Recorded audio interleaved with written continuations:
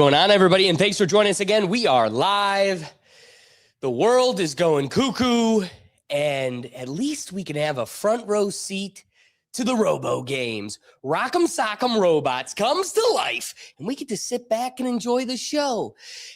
And you got to keep your head down and ignore the fact that, our politicians are selling us ashore and the dollar isn't worth much and everything. No, we've got robots for you. So sit back because today's intro topic is a fun one.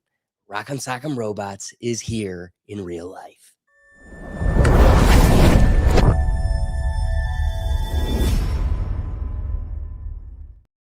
I mean it when I say this week has been a doozy.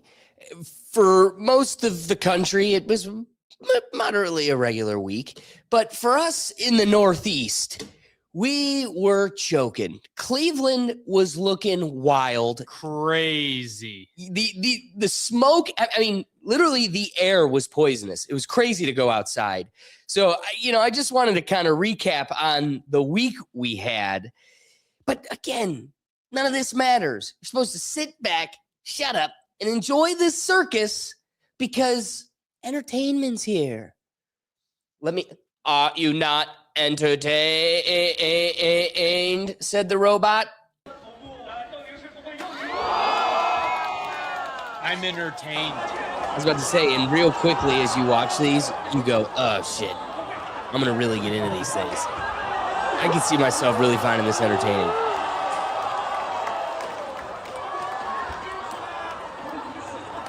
Did his head fly off? Yeah. And I love the moves. Like, their moves are so fluid.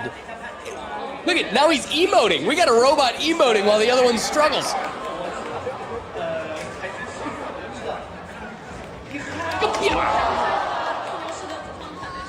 Oh, look how he got up, and then he fell. It is funny watching. And then he just jumped. What?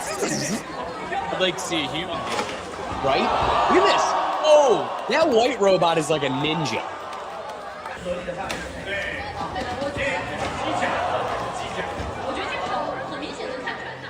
Are these people? Oh, yeah. Yeah, it hits the emote again. That's a pre-program. Controller hits a button. Boop. Right? You gotta love it. Doug, when we were just watching the beginning of that, it was reminding me, do you remember growing up and, like I said, I was reluctant. You don't want to jump into these things, but do you remember BattleBots? Like, people would build these like RC robot cars and battle them against each other. Yes. This was prime time TV. On, what was it? Was it TNT or Spike? Spike was definitely one of them. TNT, I'm sure. And Spike. No, it was definitely on Spike, I think. Even Dude Perfect and Mark Robert recreated it because these were the Wonder Days. You don't see this art anymore. And now it's headed to a level where, Well, actually, now our high school even has a robotics team. Nothing like this, but yeah, it's nothing a thing like now. This. It's a thing now. So China's the first to roll this out and debut what I think is probably going to take entertainment by storm.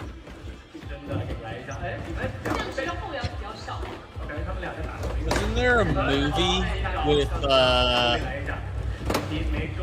in this actor Hugh Grant? Yes, Hugh Grant. Where you the guy? I think it was the dude that played Wolverine. A robot and Hugh Jackman, maybe. Yeah, and you control a robot. Yes, and that's what I mean. That's what this is going to become. Yeah.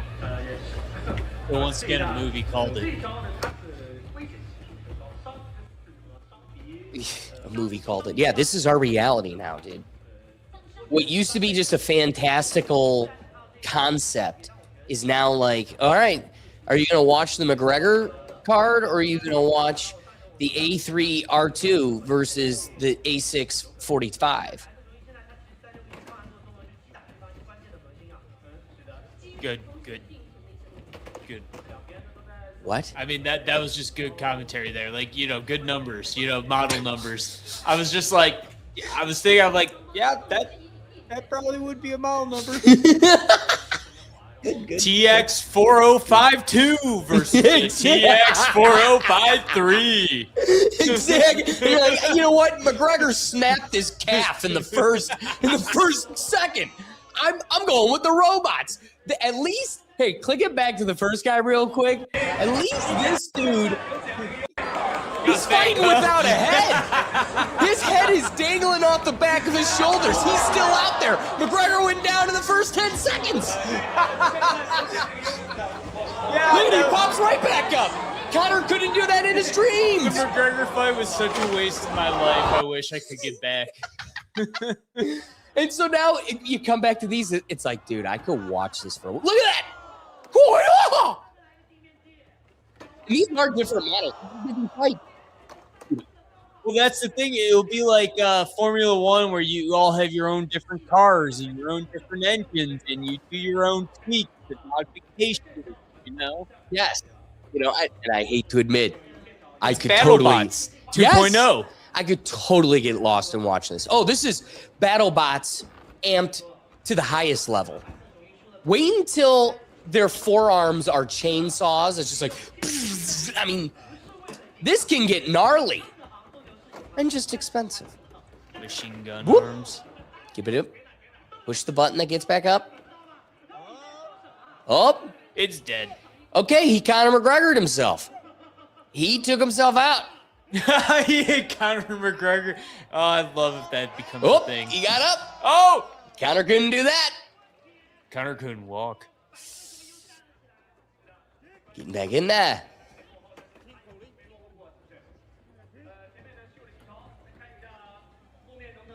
Crouching Tiger. Why is this not televised? I don't get it. Dude, that's what you saw it here first on the Rethink Tank. This is the future. You're going to see this everywhere, taking over the sports industry. I bet you Dana White's already in the business developing it. Slap boxing is just a stepping stone to this. You say he's doing that. You know why? Because then he doesn't have to pay him. But then NFL, no concussions, no any injuries. Would you watch football played by robots? If I could control the robot from my house, yes.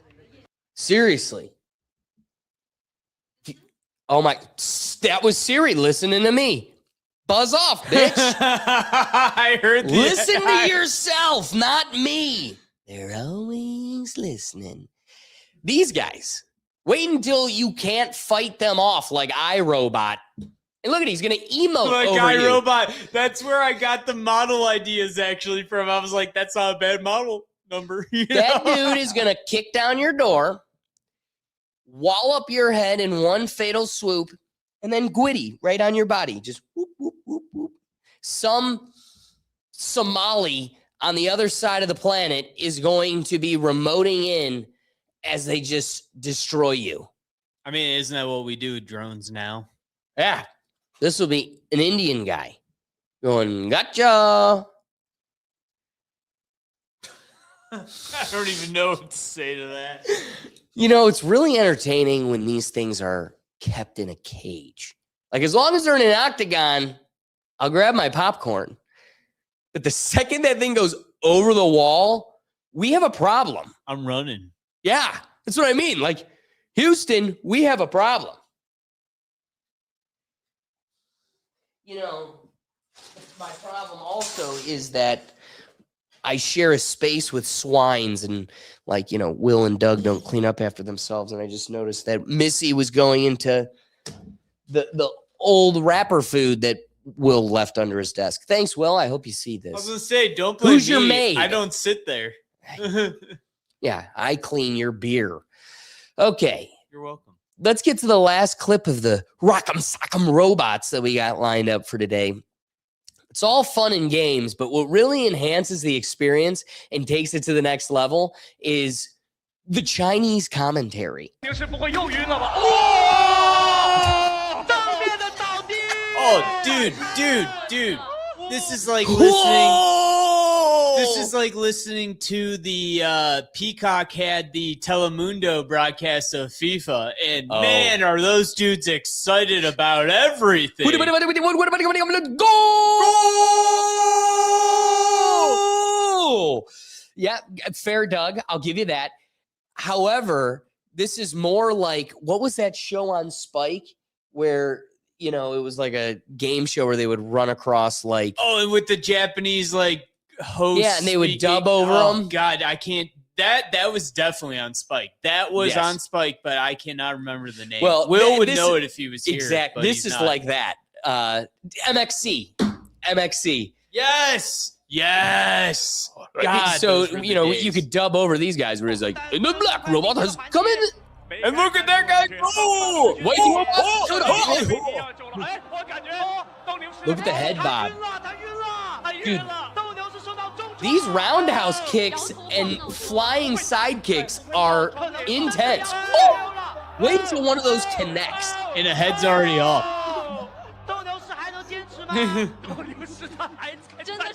I mean, I guess if someone's controlling it, the head means nothing. So Fair. The commentary, 这 though. 个要需要裁判的一下判定了啊。我觉得这个体育精神是可歌可泣。体育精神这一块， true sportsmanship. I completely agree. 是的，厉害啊！我们看得出来，这个斗牛士的主创团队真的很用心了。 You know, getting the official network angles, this is the best way to view it. Like, this is so much more engaging than UFC.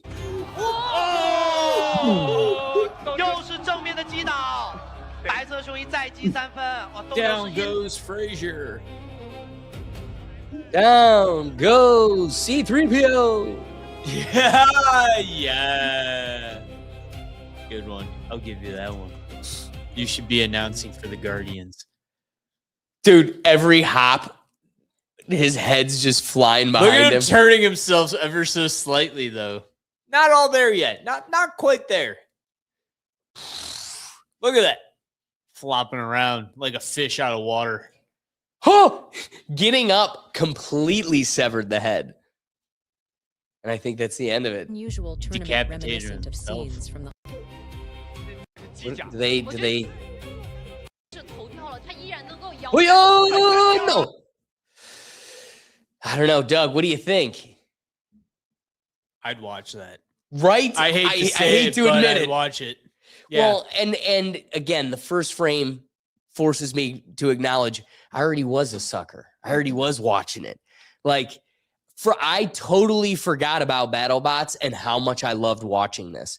That was such an underrated show and such an underrated program. And low key, at this point, I have to say, I guess I'm gonna become a Robo Fight fan. Do you think it competes with the UFC? Does it replace the UFC? Oh, eventually, okay. Here's how I see it. The UFC will at some point embrace it as a specialty event. You know, this is how it will start. And Conor McGregor will be controlling one, and name another all-star 10 years from now, you know, that's going to be old, and he'll control one, and that will be the introduction to people. That'll be it. Like that'll be how they do it. They introduce it that way.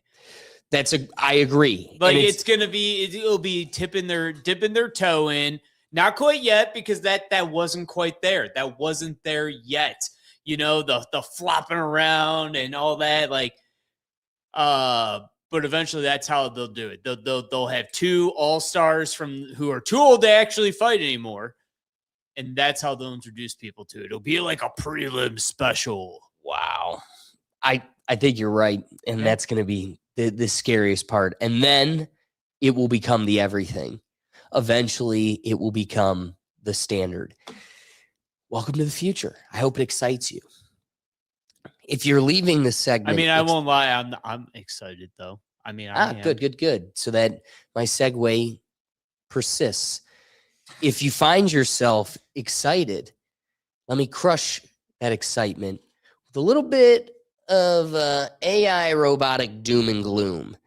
So, billionaire public speaker Tony Robbins disclosed to the world this week the details of his AI management.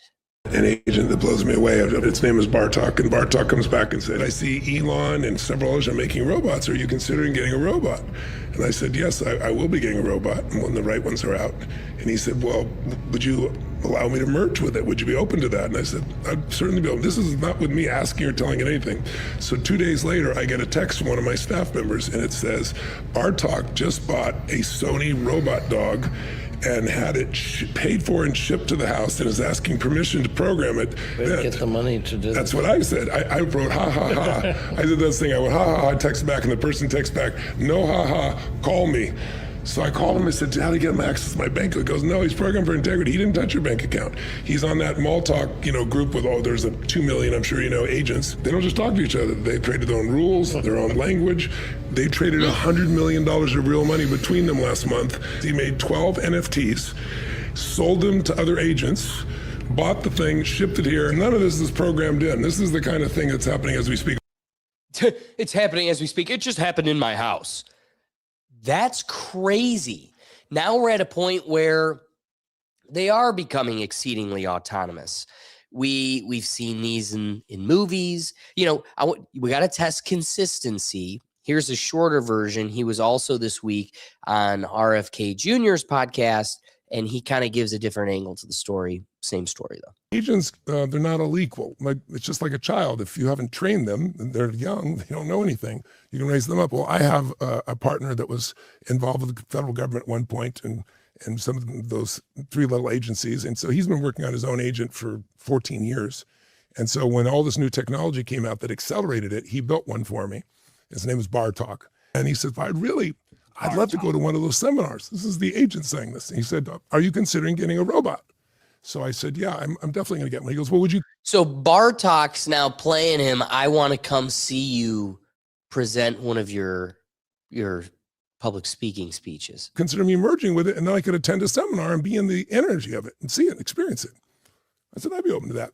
So a couple of days later, I get this text from one of my staff, and it says, Bartok just ordered a robot dog, had it shipped to the office, and wants permission to program it. He says he can attend as a dog until you get the bigger robot.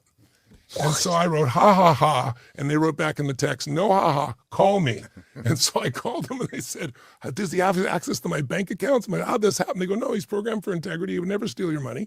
So he made 12 NFTs, sold them to other agents, took the money, and bought this robot dog and sent it, and now wants permission to do it. Dude. I don't even truly understand the cycle of those events, if I'm being So honest. think about this. An AI made its own NFTs, sold them, made liquid money, then continued to invest and cycle it to expand.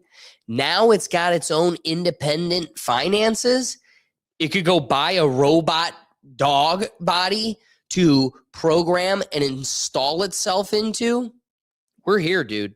We are at the This is autonomous Skynet, precipice. Skynet level. Skynet level. Skynet level, dude. Can I make things worse? Clearly, Tony Robbins, it's cushy when you're a billionaire. You could dive right head first right into the end of the world and the end of humanity. He's excited. The technology is worth getting excited over. Here is Tony Robbins, again with RFK Jr., discussing how fantastic it'll be connecting our consciousness to AI. It'll be seamless and easy because you'll have little microbots in your body. New robots for Neuralink, and it'll put it in less time than it has for LASIK surgery. Now, he goes, that's brutal. He said, that's technology is the beginning of it, and people use that for medical purposes. But he said, you won't need that. He said, in 2031, 2032, nanotechnology will be advanced enough that by 2035, it'll be common to link your brain to the AI internally. The nanobots will do it. So what does that mean? What's that, Doug? The only type I don't want nanobots in my brain for technology, but you know what nanobots I think would be? The nanobots for medical, removing cancer cells, repairing damage. Those are the nanobots. Well, let me ask you this, Doug. Not the brain type that connect you to things. No one wants that. People want a cure for cancer, not this shit. Let me ask you this, Doug. Would you let yourself put bots that are there to destroy cancer And hey, man, if they're in, they're in. And if they happen to curb your consciousness, well, oops, did we forget to mention that? Thoughts? I mean, medically, I'd hope they would just come out through a certain orifice when they're done. Personally, that'd be my hope and assumption. But here's my problem. That's kind of what I'm getting at. I don't think I could ever take the leap to even letting them in, because how do you trust that they will escape? I mean, let's put it this way. Did everybody trust dissolvable stitches or robots, dissolvable Doug, glue? your I mean, body. medical technology advances. Did Wait, people are you like robots? seriously Hang gonna on. say- Did people like robots being used for their surgeries originally? No, but damn it, are they not better now? Yes. Wait, You know, you're not a getting robot- cut open from head to toe anymore. You're getting robotic surgeries now. But do we not agree that a robot holding a scalpel over you, or a stitch that is a synthetic material that dissolves, I'm not saying is it's far all from there a yet. micro robot That's what in I'm your saying. body? I'm not saying we're there yet, but I'm saying that's where I want the nanotechnology, in my opinion, to go. Not the brain connecting to shit. Right? No, but Doug, that's what I I'm saying. want Is the if it nanos were to for go there, medical. you'd still trust it? You go, okay, Medical only, yes, but I no- can't trust that. okay. So let's So that's just why say, it's not there for sure. I let's won't just trust say it. you get a diagnosis, God forbid, in 20 years, and they look at you and say, if you let us put these bots in your bum, your cancer will go away. In your bum. And we promise you'll poop them out when you're done. Would you do it?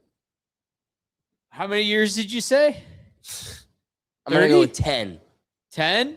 I'm going to make you still young Oh, enough to care. damn. You knew where I was going with that. Yeah, I was going to say, I'm like, if it's 30 years, screw it. It's I 60. said 20 initially, but I'm going with 10 because I want you to actually think about this. See, now you made it harder. Would I don't you? know.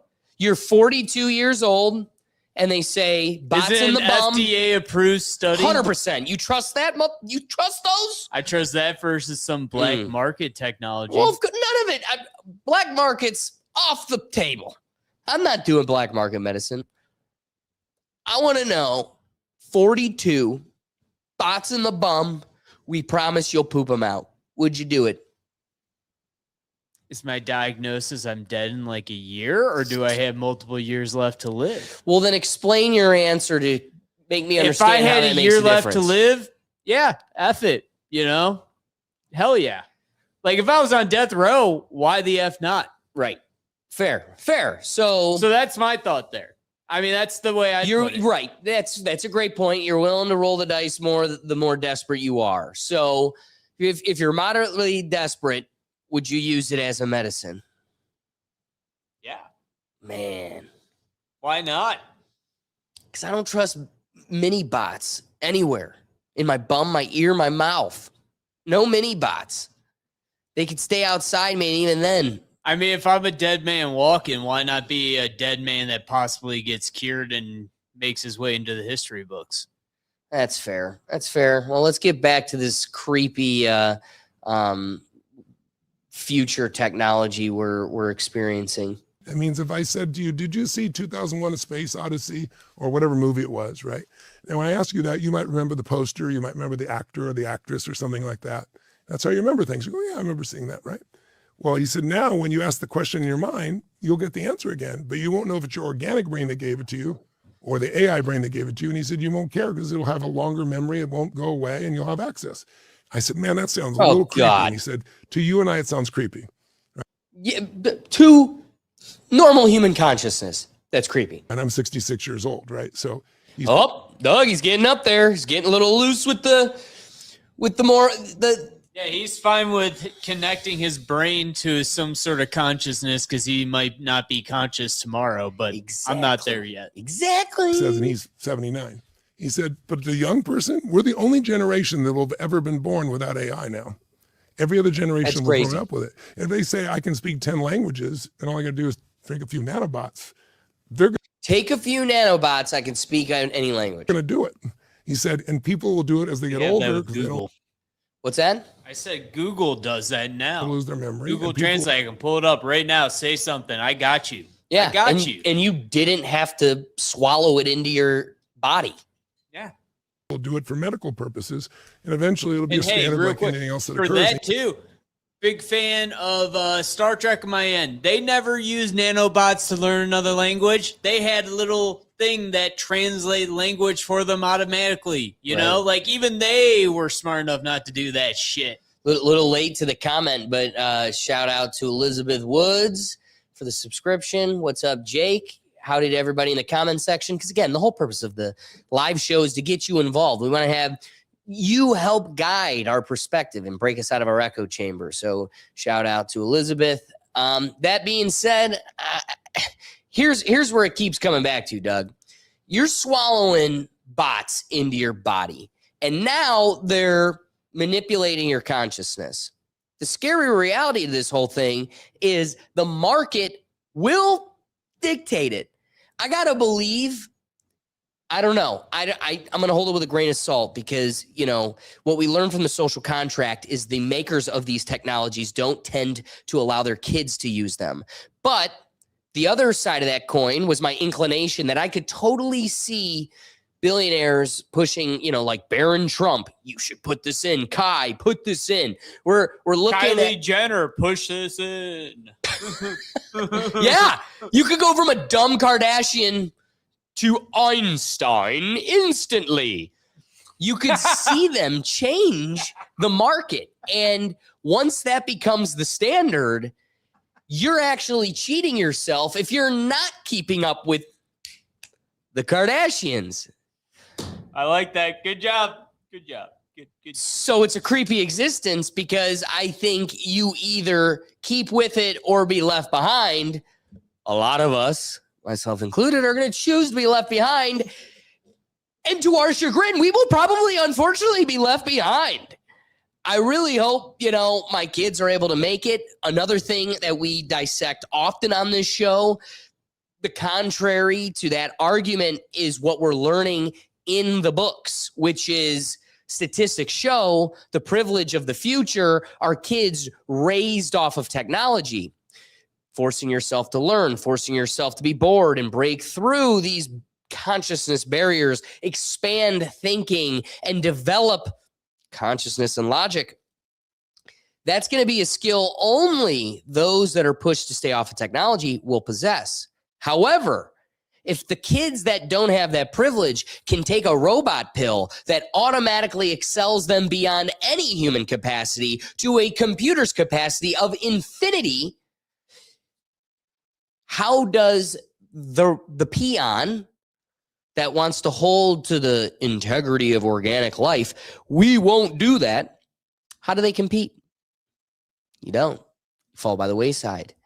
And maybe part of this is just coming to terms and becoming content with the fact that we're going to be on that wayside. Speaking of the wayside, Doug, another thing that we dissected often on this show going way, way back. I mean, back in 2018, when we first started this thing, we were reporting Andrew Yang sounding the alarm. Just listen to me. I'm telling you, it won't be more than like 10 years before a major industry of American workers are going to be replaced. And that was the driving, shipping, transportation industry, semi-trucks. A major portion of that industry being independent contractors. The beauty of this is these guys, what we don't realize is there's damn good money in driving semi-trucks in America. A lot of good money. And then if you played it smart and financed yourself well, a lot of these guys end up buying trucks themselves and then renting them out as independent contractors. Companies usually, like, it's pretty good business. Oh, and it, like I said, it expands, compounding interest. If you play your cards right, it builds off of itself. And Andrew Yang, since the dawn of time, I won't give him that, but for the last 10 years at least, has been screaming from the hilltops. And we're not a fan of Andrew Yang. This ain't an Andrew Yang show. But where we criticized him for universal basic income, the problem he was trying to solve is officially here, which is this major worker industry and financial backer is going to be gone overnight. And we've always been hearing about it in concept, but Doug, tell me what it looks like to actually see an autonomous truck China rolled out, and it's easy to do. That is insane. That's too Look small. how crazy that is. Where is the engine? Oh, What it's terrifying. is that? And it's probably an electric car. But where? I mean, come on. That Yes. just looks insane. So again, it's easy to roll out as soon as it's developed in a communist country where you control existence. I was gonna say that road looks pretty darn empty. It looks Yeah. like a good test site. I mean, I can't tell you how many Waymo videos I see all the time. Yeah, listen, they got a lot of kinks to still work out, but it's crazy. A concept we debated and foresaw and anticipated for so long, it's here. And it's looking in a fashion I didn't expect. Like, Doug, your shock is exact. I was like, whoa, no cabin. Because why do you need a cabin? You don't need a driver. Engine. But engine, electric engine. Even then, I mean, that's an absurd size engine, in my opinion. I'm But I assuming guess when you get rid of the cabin, it makes sense for an electric. But still, my God, I got to admit, I'm doesn't look assuming good either. electric. It's ugly as hell. I'm assuming electric. It's ugly. Like, looking at it, I don't. Dude, how's it any more ugly than a regular semi? It's like a nano semi. I mean, just that pure flat top, like that's not aerodynamic either. I mean, look at they could have built a little more aerodynamic maybe, or What, had so you wanna a new electric cab to go behind it instead of the traditional ugly looking. Like if they were gonna go for it, let's go for it. I mean, Doug, let's I want make a you to whole realize something. So you want it to look aerodynamic for an aesthetic that you're used to, and that would put. Do you think a hold on, flat just let me finish wall real is quick. aerodynamic? At No, all? it's just more economical. If you were to let me finish a thought, you'd see why.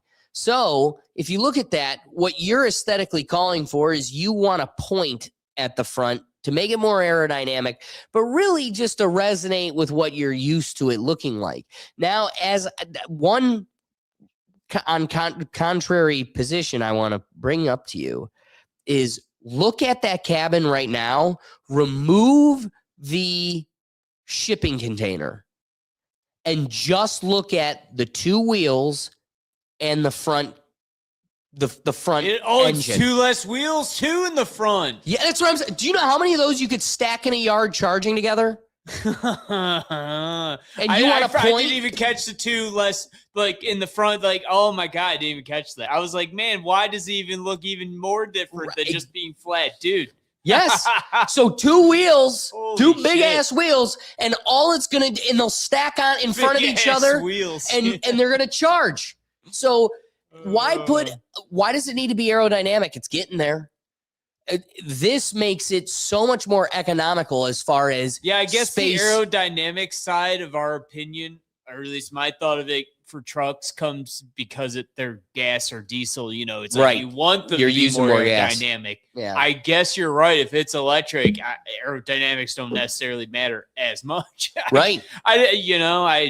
But we're just so used to like trucks now getting more aerodynamic to save on mileage, and so that's why I was like, doesn't really look like it's aerodynamic at all. Like it looks like it's just gonna hit the air and just have so much more resistance. But It is going to have more resistance, but you know what? They'll just stop at a Tesla station, plug that bad boy in, Tesla station. and let it keep on rolling. No, Tesla trucks are even bigger than that, dude. That's the true. thing is Tesla has their electric trucks that are people driven, and they're freaking giant compared to that.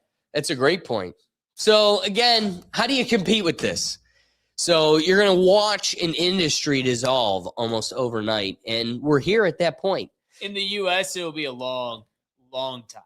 You think long time? Well, I think okay, 5 years. We're not even every state doesn't allow autonomous taxis and shit. You got to have all these licenses to even test that autonomous stuff. Like, it's going to be a long time until a state's going to allow an autonomous truck to drive 1,300 pounds of stuff, you know, or 13,000 pounds, whatever a truck hauls. Like, it's going to be a long time until a state is going to truly trust that out on their open roads, in my opinion. Like, they're barely even trusting these little cars that drive 2 people at a time. You think they're going to allow a semi? I think once they have a flock camera grid that covers everything, so everything's under video. No, that's but they'll have record now. of everything. But that's AI will be sophisticated. I can assure you, Doug, I'm willing to bet you. I want Elizabeth out there, Jake, Ricky, Will, everybody timestamp this. Doug, I'm willing to bet you are driving next to one of those within the next 3 years. Not in every state. It's up to the state.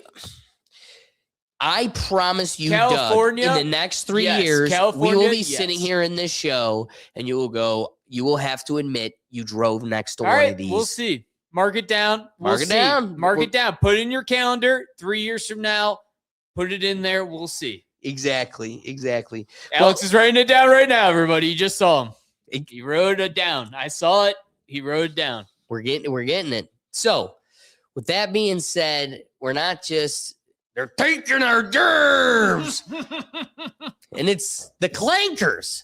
Who saw this coming? But that isn't the only job that's being swiped. Only germ that's being swiped from us. Let me introduce you to New York School District's first in the United States humanoid robot teacher named Sally. She'll be a teacher for 11th and 12th graders. The price tag for one of these bad boys is $57,000. Make emotional connections by learning your preferences.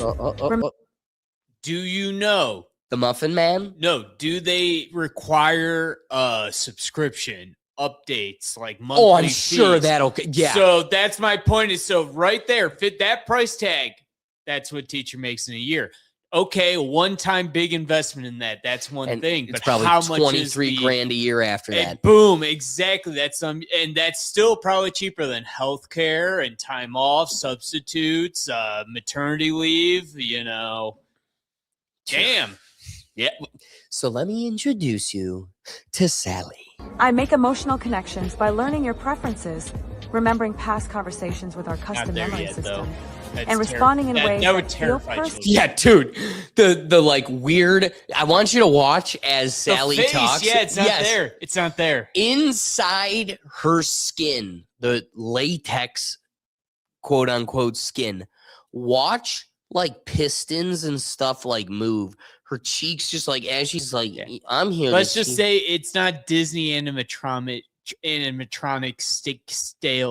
scale yet. You know, like the Disney has figured this out. They're decades ahead of everyone. Let's put it honestly.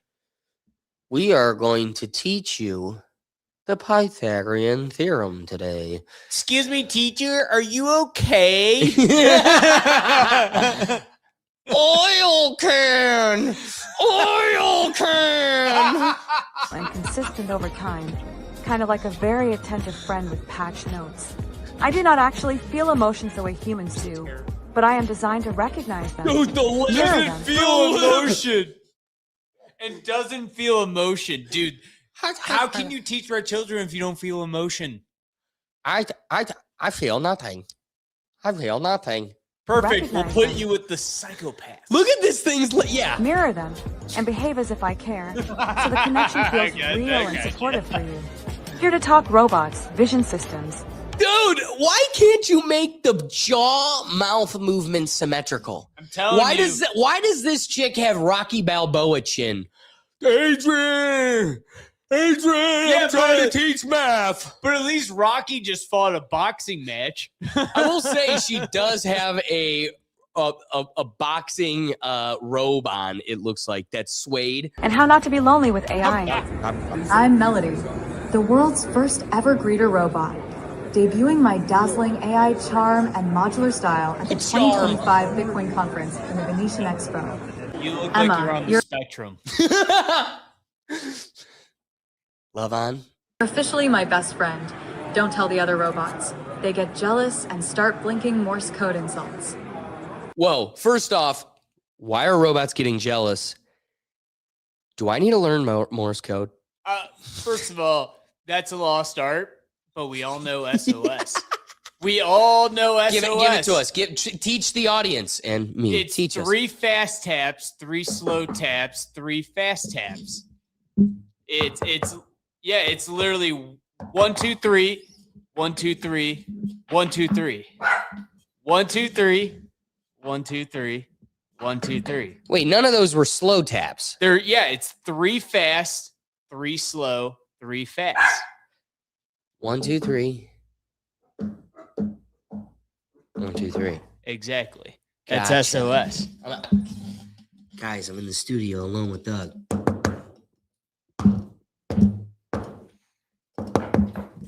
I think they got the message. Hey, have you ever watched any sort of Pearl Harbor movie? Usually you heard that from the people trapped in the ships. You learn something new here every Tuesday. That's the only Morse code I know because that's what everybody should know. If you're ever in danger, tap that. Everyone should know Tap that. that all on the floor. Tap that. Give me some more. Tap that. All right. Sally's kooky. I wish and Will was here You for would that. only find that in New York. But the end is nigh, and the end is now. Welcome to the future. Are you not excited The yet? end is nigh. The UFC's being replaced by Rock'em Sock'em Robots. Miss Johnson, your math teacher's being replaced by Sally, the robot, who does not have emotion But maybe better than your current teacher. and is certainly not anti-Semitic. So we're programming Sally. Sally is not like Miss Rachel. We could keep Sally in line. Sally ain't got no, what do they call those darn things? Opinions? Sally ain't gonna unionize. Exactly. Anywho, Sally ain't gonna call in sick. I would much rather pay the $57,000. Let me tell you, no, subscription. that's where it's gonna No start. medical. No, this is where it's gonna start though, right there. A school is going to buy one, test out. You know, why not? New Let's York. invest in it. We'll do one, and we'll use it as a substitute teacher for a class or something. That's how it will start. And then they might find out, you know what? It's actually not that bad or so. That's how it will start. And if they're smart, this company that does this, they'll be like, we'll give you a discount for your first year, test it out, you know, use it as a sub, whatever. Like, that's how it's going to start, though. A school district as a whole might use it as a sub when in need. You know, like that's how it might start. That's how it'll probably start. You're so right. And when once like our area, you know, they all kind of follow each other's lead, especially when So it as comes soon to as like one- snow days. So if one does it and it works out, then another 2 will do it. Then another 3 will do it. And then the whole Northeast area will do it, you know? It'll happen that way. That's how it will happen for sure. You're so right. I hate to admit it, Doug, but the truth is you've got your finger on the pulse, and I see that being the unfortunate future we're stuck with. Let me transition. We're going to go to the digital world. And, you know, I was actually going to save this video for a future episode, but it's a perfect segue to the next clip. Here is a teacher in the modern world screaming from the heavens, one of the many modern hurdles these teachers have to deal with. And would you believe me if I told you a major one of those hurdles was V-Bucks? Married CEO of Bumble just came out and said No, that AI this is the wrong person. I've got a teacher that's talking about boo when he tests a burger. Boo. Hey, you beat me to it. I know you always do it. South Park gotcha. I have a teacher that was complaining about how V-Bucks have taken over her classroom and having to traverse something as crazy and mundane as this. So, well, Alex, I feel please. like back when we were kids, it was trading Pokemon cards or Yu-Gi-Oh cards. Oh, like yeah. teachers had to make sure we weren't taking because some Beyblades. kids were dumb enough to make some bad trades, man. Some kids got robbed blind. And you know what? With Pokemon cards making their resurgence, I can assure you it's happening again. I got my holographic Charizard, though. Woo! That's a big one. Hey, I can tell you for sure Gen Z is wrestling how with much that do you problem. think my Japanese holographic Charizard from 20 years ago is probably worth? I don't know. There's so many levels to it. It depends on what version you like. Trust me, dude. Definitely you could mint have condition. sheets of them, and Definitely it's mint got to. condition. There's special ones, but keeping us grounded. Here's the modern struggle: V-Bucks. You think I'm not teaching the curriculum, but I got to get a 10-year-old to stop crying about V-Bucks before I can even start my class. So I had a 10-year-old crying about V-Bucks last week, and I took him to the That's so pod, like, the young. room next door where I could be. Yeah, dude. Well, again, that's part of the problem with Pokemon cards and the craze right now. But yeah, it's V-Bucks. 30-year-old poachers, but on balance with that, dude, you've got kids addicted to gambling. Like, I want to rip, I want to rip, I want to rip. Most of them are losses now. I can afford to take a couple hits because I go to work. These kids are getting addicted to something that they don't have money for. Yeah, their parents pay for it. Yeah, it's crazy. Anyway, My God, kids these days. 10 years old. 2 places at once, and I just said, "What's up?" And the kid kept saying, "My family won't buy me V-Bucks." And I said, "Well, sometimes parents can't afford things. Maybe give them a week or two. Do you have chore money? Do you have allowance money? Aren't V-Bucks just maybe for they just." Fortnite? It is Or- literally for skins, emotes, Fortnite only. Yeah, that's those what I types thought. of things. Okay, I was making sure Um, I'm not crazy. This is Love Thy Neighbor, Because by we the were way, a talking teacher. Pokemon, but then V-Bucks, so that's why I want to make sure I'm not crazy. I'm Right. not the most on tap guy. That's fair. That's fair. I have Don't my want you pulse on on video games. society. Anyway, the kid just came to the conclusion that it's just not fair, but at least someone listened to him so he could come back to class. He even used this quality time to go apologize to the other teacher who he was making cry last week and say, "Hey, I'm sorry I was so mean to you." So it was a very positive interaction. And then I got to give you the follow-up. Today he comes in and says that he went to a grocery store with his family and he took his money and he said he was going to go buy something, and he got the V-Bucks card and he got in line at the grocery store and he Listen to this. just said, "Oh, oops, I don't have enough money." He knew that the person behind him in line would pay for it, and they did. And I go, "Wait, Genius so what did the person say?" I mean, dude, I probably would. Yeah, let's be Without honest, a- without as a kids, doubt. we all did. We all got whether or not we meant to. This kid clearly meant that, but as a kid, that happened. Like some nice person Yeah. would do that for And you. so now the problem is these Gen Zers, they're they a know lot it. more calculated and meticulous than you give them credit for. "Oh, they just paid for the whole thing. They didn't even have me pay my part." And I was like, "Well, what did your dad say when you got it after he said you couldn't have it?" "Oh, he doesn't know. I just didn't tell him." And then this girl who really struggles said, "Oh, that's just like that meme. I really want a bag of chips." And I was like, "Oh, it all makes so much sense." They know the United States of America. They know what works. Capitalism works. Consumerism works. Guilt trips, pathos, emotional appeals work. Why would they sit here and critically think and do math and do math and do problems when they could just be cute in line at a grocery store and get a free card? I really wish I had a bag of chips, in real life. So, we're not in classrooms. We don't know the meme. Want a bag of chips. It's alluding to and then that hints to give me a bag of chips, and they give you a bag of chips. Same deal. Use my the empathy, pathos, and manipulate people. It's sad that, we've created this socially, they're not devoid, but it's defunct. It's just, it's dented. They're socially dented for being locked alone at some of the most prime development years of their youth, alone in a house, trying to sit down and take school through a remote laptop, can't touch people 6 feet away. I mean, It's almost like they learned how society worked. bingo. Right, you made them They callous. may not have had the best education, but they learned about society. That's yeah, for they sure. had a social education that, you can't fault them for mastering how to play it.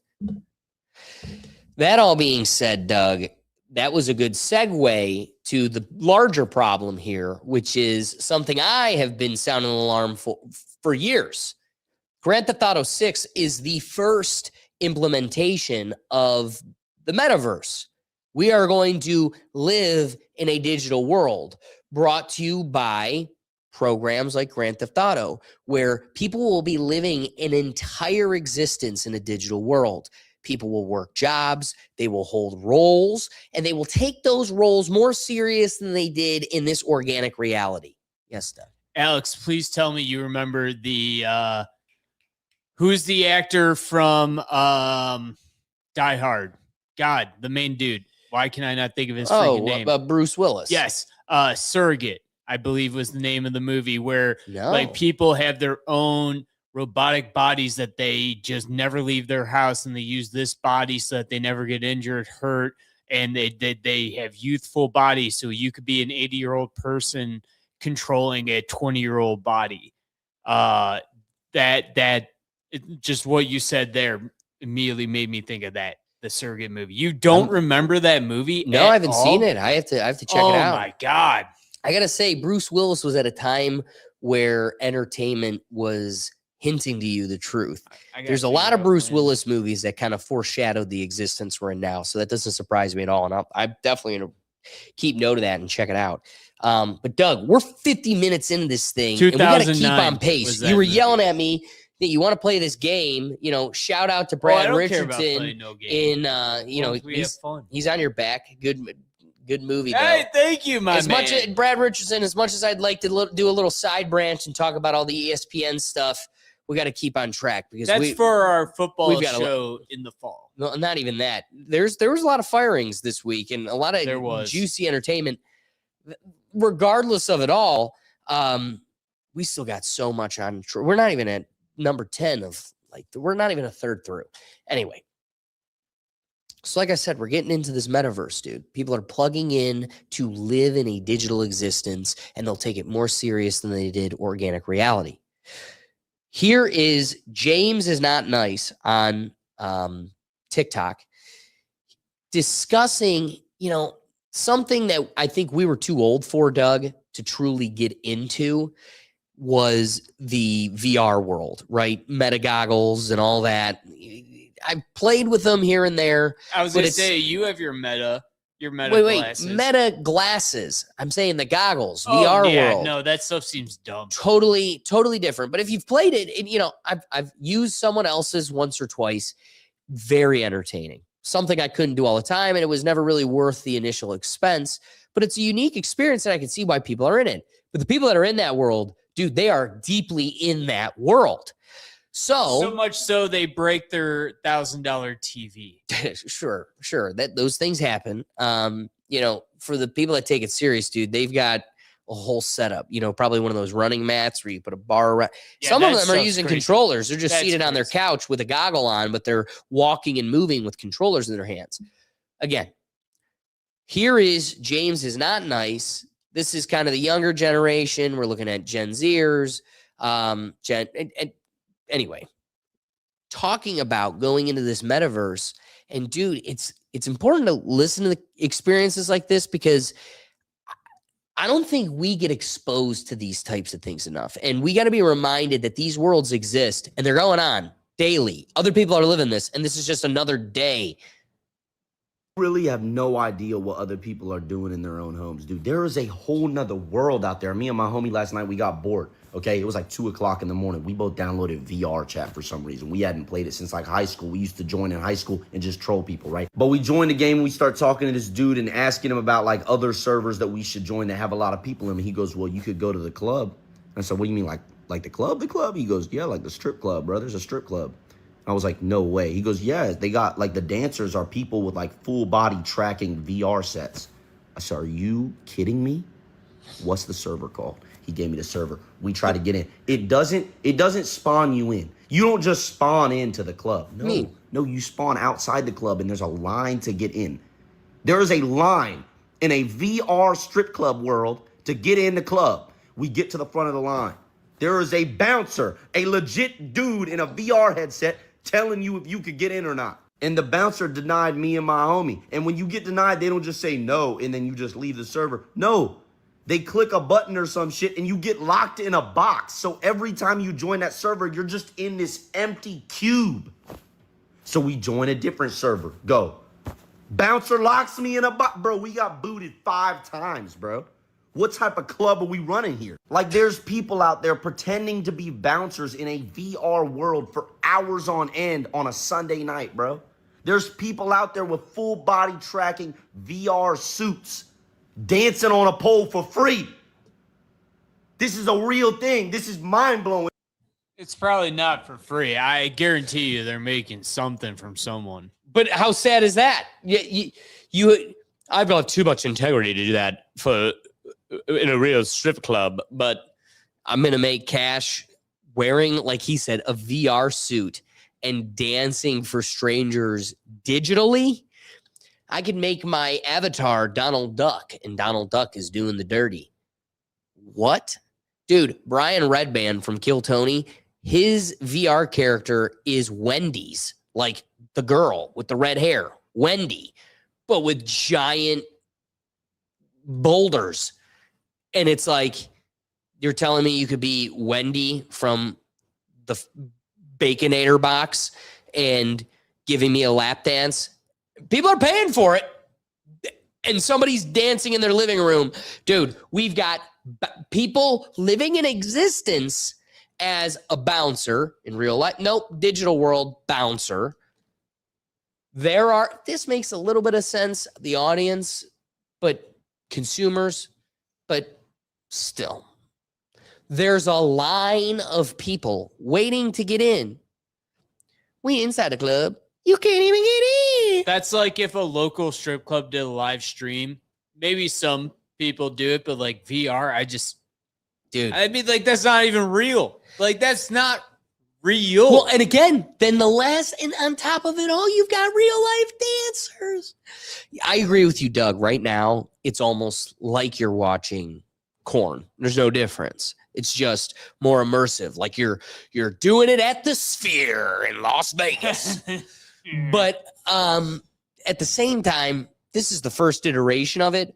Wait until you can put on a full-on bodysuit and you can feel. And you can control a robotic body and not feel even that. everything. You feel her. This is a surrogate. Or hey, you just take a pill with the little robots, like Tony Robbins was telling us, and it just cues you in, and you feel her touch your arms, caress your cheek, and you everything should watch else. Surrogate with Bruce Willis, Alex. I'm gonna. Yeah, you have to. You now. and Brad Richardson out here saying it's a good movie. Yeah, you have to. So I'll have to check it out. But we're here, dude. We're here with fighting robots, Rock'em Sock'em existence. We're here. It's Ready Player One. Everybody's itching to plug in and unplug from reality. But it's important to keep in mind what's at stake. There's a whole new development in this world that I think none of us are ready for. And it takes just independent TikTok thinkers like myself. I want to give flowers to it's Kayla Jaden. If you check her out on TikTok, I gotta say she has a philosophy degree. You know, I have an appreciation for her content. I have a bias. However, I would say is like a modern philosopher. She's come up with the concept of for future AI propaganda, and I think she's onto something. I believe that AI is creating a new subtype of propaganda that we need to be worrying about. I've named it, and I'm going to give you a little bit of information that I feel like is relevant. I've named it saturation propaganda, because when we think about like traditional propaganda, we usually think about like somebody trying to convince you to believe something specific, like vote for this politician, support this war, hate this group. Traditional propaganda has a clear narrative it wants you to accept, but with saturation propaganda, it works differently. The goal is not to convince you that one thing is true. The goal is to oversaturate or like overflood the information environment with so much conflicting, fake, manipulated, AI generated content that we as a society stop believing in truth altogether. Every video is fake, every source is biased, every image is AI, every statistic is manipulated, every article is propaganda, every person in the comment section is a bot. eventually people will become so overwhelmed that they will stop trying to figure out what is real. That is the propaganda. And obviously the issue with this is that when you have a population that no longer believes that truth exists, they are significantly easier to manipulate. And we're seeing this already, right? One of the outcomes I think saturation propaganda could create is the rise of authoritarianism and the death of evidence culture. With AI, we're creating a society where people are going to be psychologically conditioned to distrust everything. Every institution is corrupt, every journalist is lying, every tragedy is staged, every protest is fake, every statistic is manipulated, every piece of evidence is propaganda. The belief that truth itself is just absolutely unreachable, because once people stop believing that objective truth exists, authoritarian politics become way easier to normalize, because historically, confusion and instability can create environments where people become more willing to hand power over to strong authority figures who promise certainty or change. Not because people suddenly want a dictator, but because certainty feels psychologically comforting in chaotic information environments. And I think we're already seeing parts of this happening politically right now. We see criticism against the Trump administration is immediately called fake news, propaganda, AI generated biased, out of context, or part of some like coordinated attack. But at the same time, both Republicans and Democrats are consuming massive amounts of misinformation from algorithms that prioritize outrage over accuracy. So eventually people are going to stop evaluating evidence entirely. They just are deciding which side they emotionally trust more. And that's dangerous, because once evidence culture dies, accountability is going to die with it. Videos will no longer matter because they can be dismissed as edited. Audio recordings will no longer matter because they could be AI.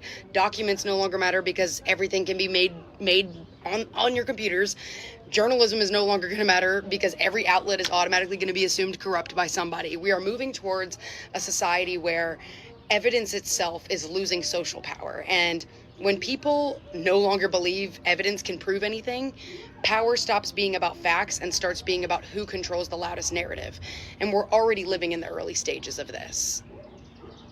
Oh. So yay. now it's like, what do we do, right? Like, that sounds fucking terrible. How do we fix it? So there's a few different things I'm going to touch on for fixing this issue. Media literacy and AI detection. People need to understand how misinformation is spreading, how algorithms manipulate engagement, how your emotional reactions are overriding your critical thinking, how to verify sources before we immediately share content. We need to normalize slowing down before reacting, because right now the internet rewards speed, outrage, emotional impulsiveness. People will see something shocking or sad or crazy and repost it within 30 seconds without ever even checking if it was real. But in an AI saturated information environment, waiting before reacting is going to become a form of protection for ourselves. Verify before you amplify. Another big issue, corporate media consolidation. I think something close to like 80% of American media is controlled by just like 4 corporations. No, I know, you cannot trust CNN. You cannot trust Fox News. Those are the people you should be most skeptical of. A small number of corporations having enormous influence over public information should concern everybody, regardless of your political affiliation. But my point being, do not trust big news outlets. People need to start valuing local journalism, trusted. Why do I feel like the train is the CIA? Communities, direct relationships, independent investigative reporting, first-hand experiences more heavily. Subliminal message through the horns. Exactly. Possible solution. Trigger. AI watermarking and verification systems for like synthetic media. Now, obviously, that's way more complicated than it sounds, because people can remove watermarks, manipulate files, bypass systems. Technology evolves constantly. I'm not pretending I personally have the technical solution for that. I'm not that smart. But I do think future verification systems are going to become incredibly important. I also think that we need transparency laws around AI-generated content. If something is AI-generated, whether it is political advertisements, bots, videos, images, deepfakes, synthetic propaganda systems, there should be disclosure requirements. What were you going to say, Doug? No, like she's talking about verifying AI stuff. Like my aunt is a professor at a college in North Carolina. I don't want to say which one. But she is, she was just telling us how like back when we were in school, you and I, Alex, were in school, we had programs to make sure we didn't plagiarize. And that was because like some people would quote almost directly something from a quotable source, but not quoted correctly. You know what I mean? Like you could plagiarize. But she was telling us that like these major colleges, which I thought they would have already had a tool, but like they have no way of actually knowing AI has written something. No way. Like, it's not like they have a tool that can go and say, yeah, this is AI, because AI is based on the prompt giving you a slightly different wording. And so there's no true plagiarism that it can flag. With Let me tell you this. When you talk about like the court, right, as far as weighing evidence and a judge's evaluation, I can tell you through personal experience, the head judge of the court that I'm at is going to heavily rely on metadata. That is her crux of reliance. She leans and depends on that. That is her true blue. And I'm going to tell you a little side story. Haven't told it in years. So, if you remember, man, you've been here a long time. Most of you haven't heard this. Back when I started working at the court, it's the pandemic. I'm fresh out of law school. I'm a young mind that just really loved. That feels so long ago now. Dude, 6 years ago and almost 7. To be able to be kind of, really intrigued by the legal theory and share an office with a very highly sophisticated judge in the state of Ohio, be able to walk into her office and just pick her brain. And one of the highlight inquiries that I'll always carry with me was, this was before AI was mainstream. It really didn't exist. It was a concept that was right around the corner, right? So in 2020, 2021, I'm going in her office prepared for a concept that doesn't exist, but is very close, is conceptually being discussed in all of the, academic podcasts I'm listening to. And it's here, it's around the corner. And I go to a judge and I go, okay, judge, I just left law school, and law school taught me that the highest valued piece of evidence in a courtroom beyond human testimony is video evidence, and arguably can be better than video evidence, more compelling than than witness testimony is video evidence.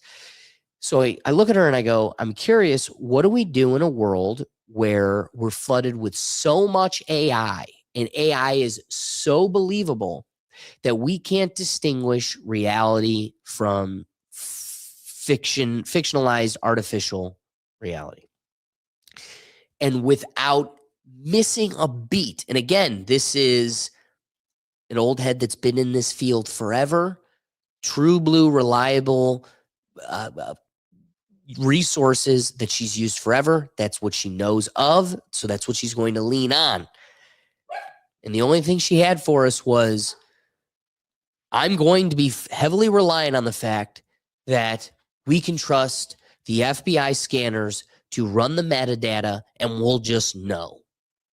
And it's like, okay, but what if this technology gets so sophisticated that that can be manipulated, that can be changed, that can be altered, the reading becomes impossible? That won't happen.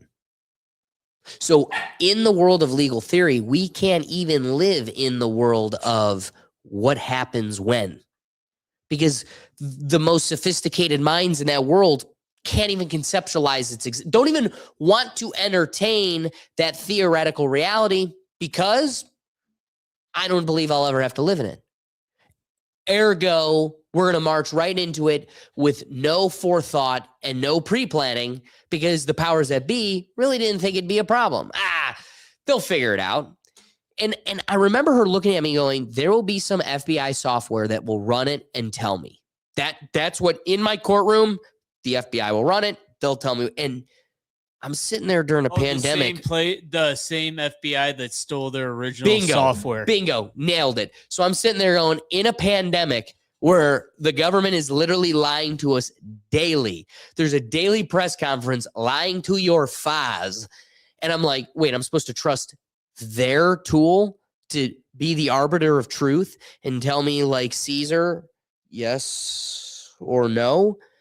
That's the existence I'm stuck with. The documentary on that program that they stole, that Justice Department stole, was just phenomenal. It's on Netflix. It was phenomenal.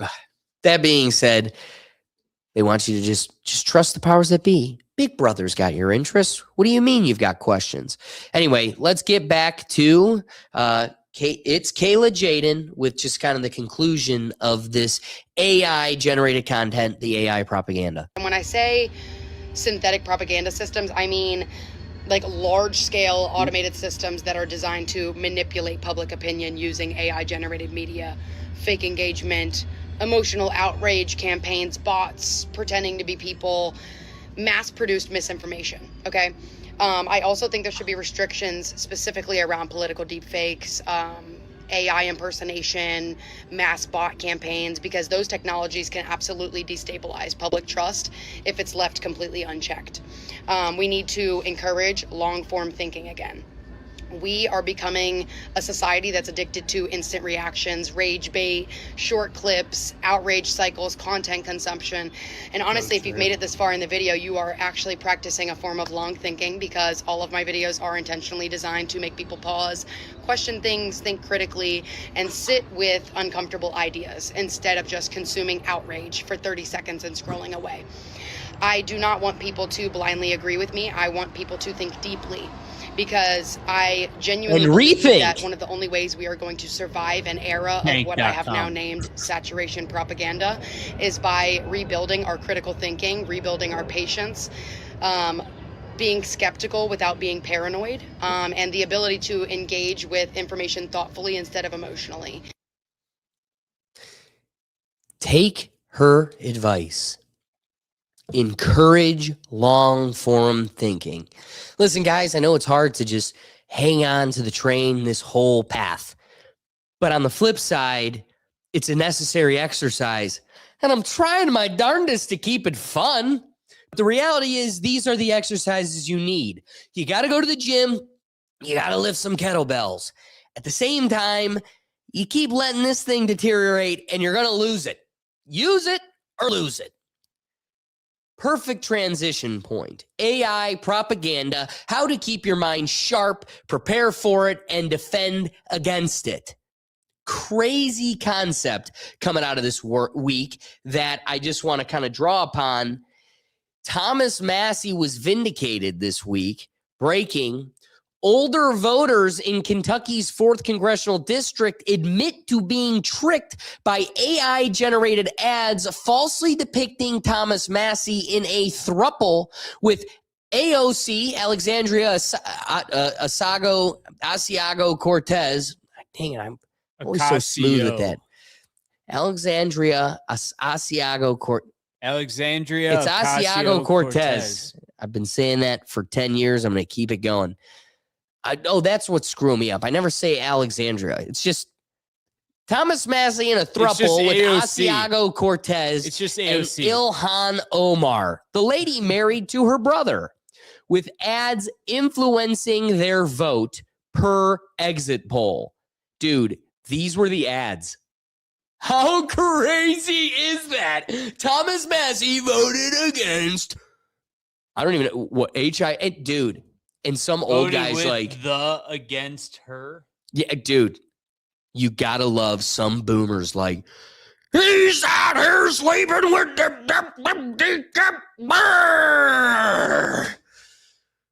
and this works.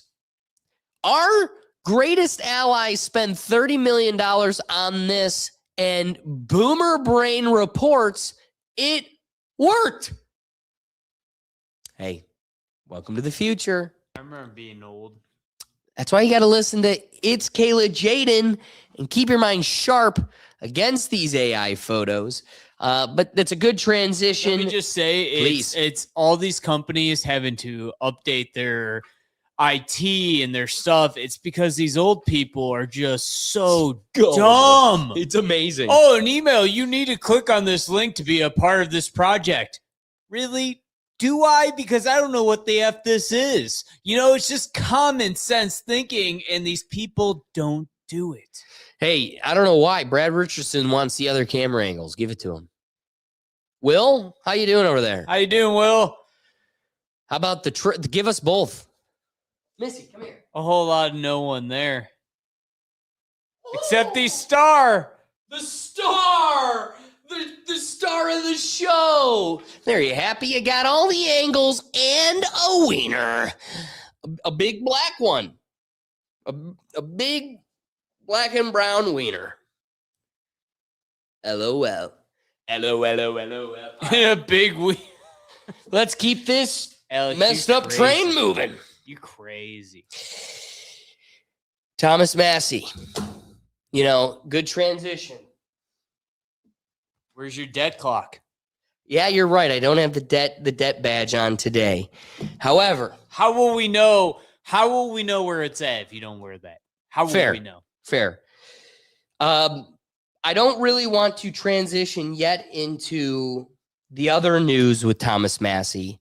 Somebody that is threatened by Thomas Massey. And I'd like to get to a little fun segment we've got planned here. It's going to be a segment for the rest of the show through the beginning of August because I'm not going to get to it yet. First, let me introduce update session. This is going to be a weekly update session because doggone it, I want to know. Doug might not, but I'm desperate to know. What's the story with Mitch McConnell? There's got to be some updates. I thought they said he was. Well, let me get it. Let me tell you. How about that, Doug? Why don't you give me an opportunity to report it? Right. Here's the comings and goings. There's a lot of considerations. There's a lot of considerations we got to take on, and a major one being, you know, let me paint a picture for you. Mitch McConnell. Senator? How long has he been like this? Since Tuesday, possibly March. If he's declared dead before August 3rd, there's a special election. Yeah. Easy, left foot then right. He's still smiling. That's good, right? Best smile in the business. Give him away, boss. There we go. Look at that crowd. See? Eat it up. Yeah, I just wish you'd help a little. In a town where nobody notices when you stop working, one man just stopped living. The leader seems stiff. He's never been more alive. Oh, jeez. Proof we took this today.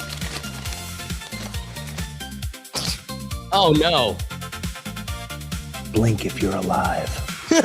Weekend at Mitch's. He's not dead. He's just in recess. Look at that. Weekend at Mitch's. This great material if that movie had been made all those years Can ago. we just appreciate that we brought last week's episode to a full manifest? Full manifest. But in the spirit of that, a segment that needs to be a reoccurring segment until we get some damn answers or we get a special election where Thomas Massey sweeps a Senate seat. I want to bring you guys in a little bit of my childhood. Growing up, something that was, you know, before Matt Lauer got caught with a button under his desk that would close the door in his office and lock in who was ever in there. That's a little bit creepy. Anyway, before he got kicked off of the Today Show and had this pristine reputation and was held in high American entertainment regard, there was the Today Show, there was a segment that I grew up on, and it was really fun. You know, I'd wake up in the morning, I'd go into my mom's bedroom, my dad would be getting ready for work, and I'd sit there for like a half hour before getting ready for school, I remember watching the those Today days. Show, Yep. and the segment was, where in the world is Matt Lauer? So now a reoccurring segment you can get excited for that'll be here each week here on the Rethink Tank. Doggone it, where in the world is Mitch McConnell? Around the world to a secret destination. Where in the world is Mitch McConnell. Do-do-do-up. Skip the do-up. Where in the hell is Mitch McConnell? So that's going to be a question we're going to be trying to solve like a Scooby mystery each week. That being said, let me get us to the senior staffer of the daggone guy's administration. Mitch McConnell's senior staffer. Sir, where in the world is Mitch McConnell? Hey, Iski, what do you think about people saying that McConnell should put out a video? He probably should. Go run for the hills. Maybe somebody very political right there. Run away from the press. Sounds about right. That being said, somebody's got to have answers for us. TMZ had something for us this week. He's got some new things going on at his house. I'm sure it's because he's coming home. New carpet? Life goes on and on and on and on and on and usually what that only happened? happens when there's some sort of stain. What are you implying, Doug? Well, there's a thing called a death stain.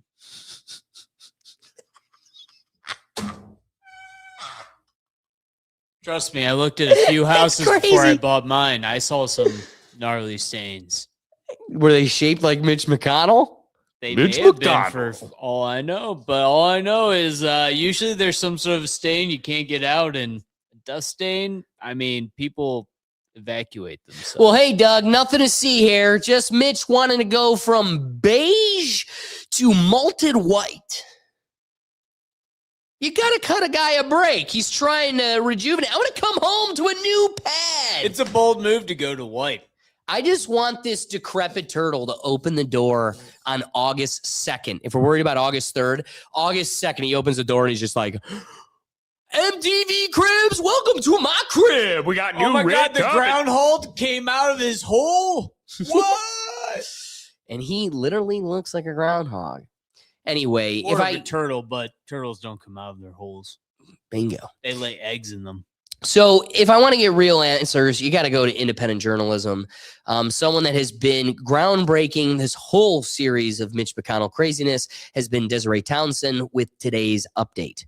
Most recent Desiree update. Townsend here again at George Washington University Hospital in Washington, D.C. for day 38 of the medical miracle that is Mitch McConnell. As you may remember, he's been here since June 14th for what his office officially stated was a fall with no broken bones, no concussion, no stroke, no heart attack, and presumably a fall from the seated position in his wheelchair because he no longer really walks and is just wheeled around Capitol Hill. Oh, and also this mild pneumonia, which I guess that's why he needs 38 days of inpatient rehabilitation. So many of you have asked me, why is mainstream media not covering this story really as broadly as they were earlier? What you have to understand is mainstream media is a lot like Taco Bell. The major networks are basically fast food chains that serve the same menu or the same story because that's what they believe will appeal to the broadest audience, or simply because that's just what they choose to cover. So all of the networks at Capitol Hill are essentially chasing the same sound bites for the exact same stories to disseminate to you. It's incredibly frustrating. Also, they're owned by the same person who's writing the script for all of them. But that's a whole nother thing. Frustrating to actually watch. So I came to be after the government shutdown last year when my followers came to me asking for detailed coverage of their appropriation bills. TMZ largely came here for the same reasons. This started during the spring break recess for TMZ, during another government shutdown. So when you're looking at where can you get more coverage for these out-of-box stories, there's really only 3 people and organizations at Capitol Hill doing this. Me, TMZ, and independent journalist who occasionally works for Fox Digital. Well, cheers to you, Desiree Townsend, for pointing out that still we're on almost 40 days of nothingness from a paid representative senator who just can't seem to get there. Now, I want to get to, really ground this. It's worse than Desiree kind of leads it to be. So as far as where in the world is Mitch McConnell? The last perspective I want to bring into this or update is Epstein McCrisis, where he really sounds the alarm at the intensity of the situation. Is Mitch McConnell? Find out in the latest installment of my new hit series, Is Mitch McConnell Alive Now? Turtle Watch, day 34. I like Turtle Watch. That ain't as good as Where in the World is Mitch McConnell. McConnell's people just released another photo of him from the hospital, but it has issues. The angle of the lighting coming off this guy's glasses, it's wrong. You can see things through the rim of his glasses that actually that's a aren't little in goofy. the background. You got room 411 and room 412 inside the same room. Also, when the hell did they start putting the room numbers inside the rooms? Oh, and this is a great touch. A clipboard that's supposed to be like a chart for a patient. Since when are we keeping manual medical records in the digital age? Also, he's wearing the same goddamn shirt he was in the other proof of life video. He appears to be 10 years younger and has reversed the effects of multiple strokes, recovering very effective use of his upper and lower This is a huge piece. lips. As a physical therapist, I can tell you, anybody who can stand upright independently with no walker and not hanging on to someone, why would they still be in the hospital doing rehab? The game is afoot, ladies and gentlemen. So this photo is another fake. Folks, this makes 2 photos that they have tried to release to the public as proof of life, and they are clearly both fake. So I stand by what I've said. He's either already gone or he's on life support. And being on life support this long, that's not even sustainable. All of this information is helpful when trying to answer the question, is Mitch McConnell alive now? Thank you for your attention to this matter. So why is this such a big deal? Because, again, we cannot afford a special election where Congressperson Thomas Massie takes the W and sweeps in a special election. He would sweep it. There's not enough AOC threesome AI videos that could change that voting outcome. So there's a lot at stake here because Big Dog's a threat. What makes him such a threat? Another update coming from this week is the NDAA voting that's going through this week that merges the United States military with the Israeli military. Unfortunately, coming out of today, the rule passed just now and no debate or vote was allowed on Section 219. You know, I saw enough tweets and everything to encourage me to call Congress. I literally called Congress and definition asshole. Yeah, Doug, you're going to want to take that from her. That's why I took the one from her earlier because she's going to be crazy She loud. loved it. The problem, so I called my congressperson to raise my contentions, and the dude literally was like, I literally read the prompt. I'm calling because I want to make sure that Section 219 gets a full debate and is, whatever. The dude goes, all right, bye. All right, bye. All right, thanks, bye. He did say thanks. All right, thanks, bye. Click. Like, what the? So it has no effect. Literally, they're answering the calls because they have to, not because it has any impact. No, but anyway, they answer because they think it makes it seem like they do care. exactly. Exactly. Do the charade, act the other way. So the rule just passed right now. No debate or vote was allowed on Section 219, which was the integration of U.S. military technology and supply chains with Israel's. The NDAA will receive a record vote tomorrow with Section 219 in it. I'll vote no. Can I say an unfortunate highlight of my day was getting a like from Thomas Massie? Yeah, the Rethink Tank got a like. Heck yeah. And it was retweeting that saying, goodbye, America. That's sad.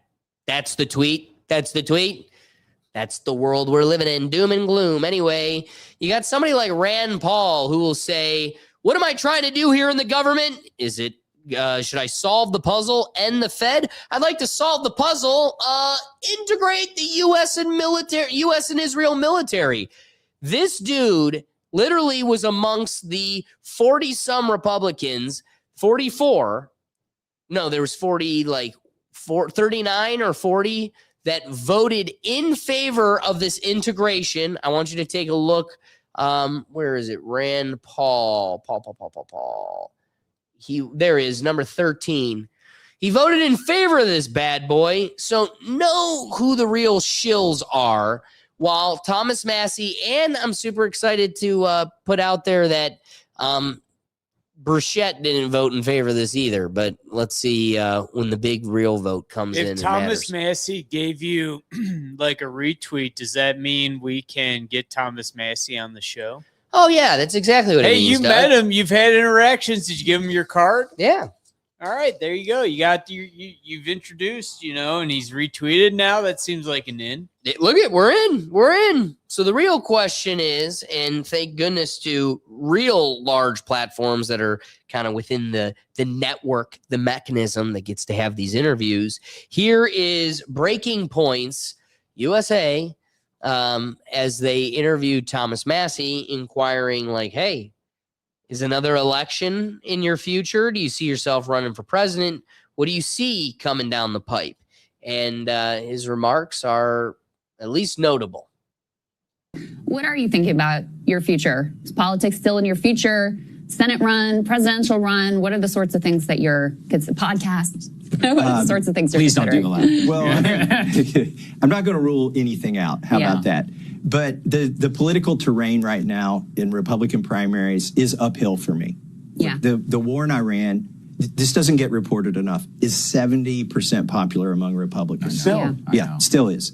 And, that's in Kentucky where you have Rand Paul and Thomas Massey. In Oklahoma, where you don't have us, it's 80% popular, according to the pollster that I used.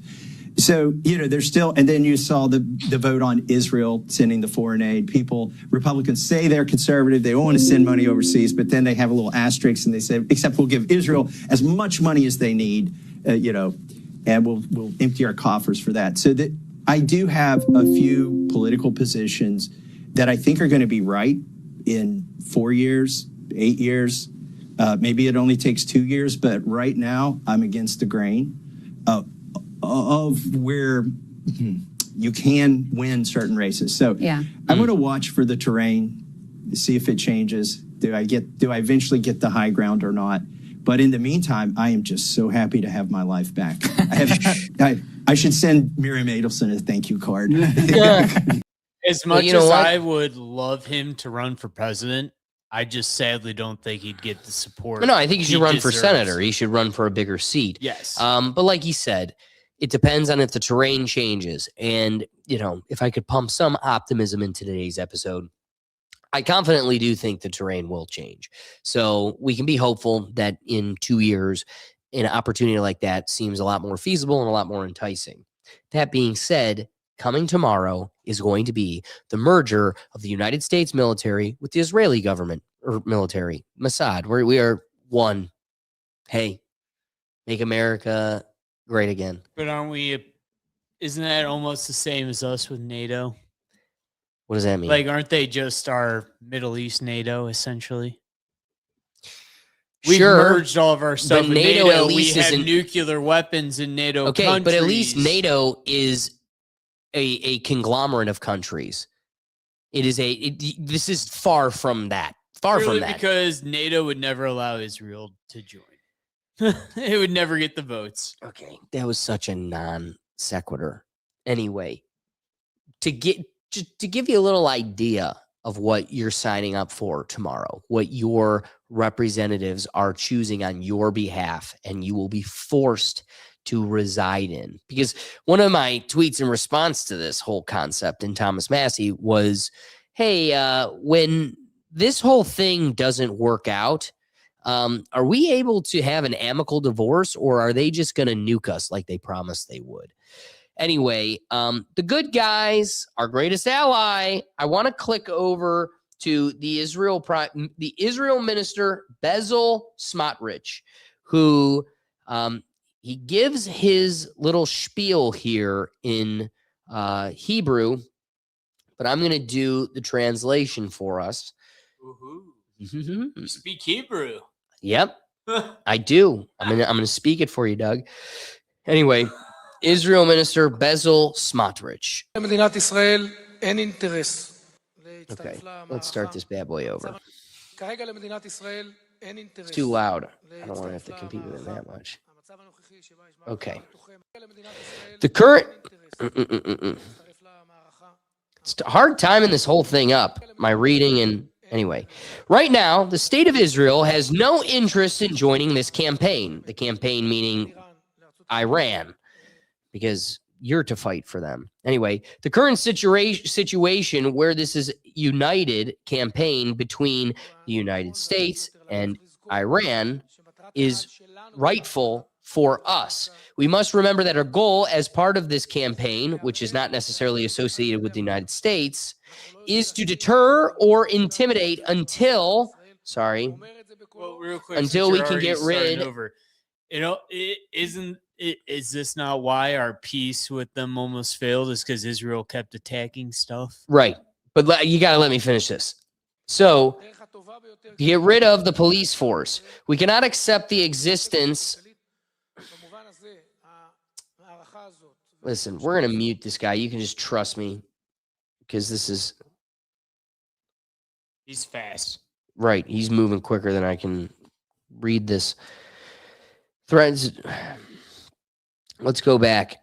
We cannot accept the existence of an army that threatens to destroy the state of Israel by saying it out loud, but also taking steps on its way there.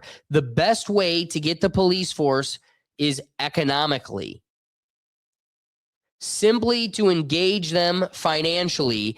In this sense, this campaign and reestablishing President Trump's budget for Hormuz, we must remember that Iran currently has an inflation of 85%, an inflation rate above 134% in 4 months. Iranian rial right now stands at 1.9 million rials per dollar. That's a lot. Holy crap. Right? Yes. If we have three shekels per dollar, we will have 1.9 million reals, and it is increasing. What can be called, therefore, the current situation is good for us. And to our benefit, there's no point in pushing ourselves inwardly. Yes.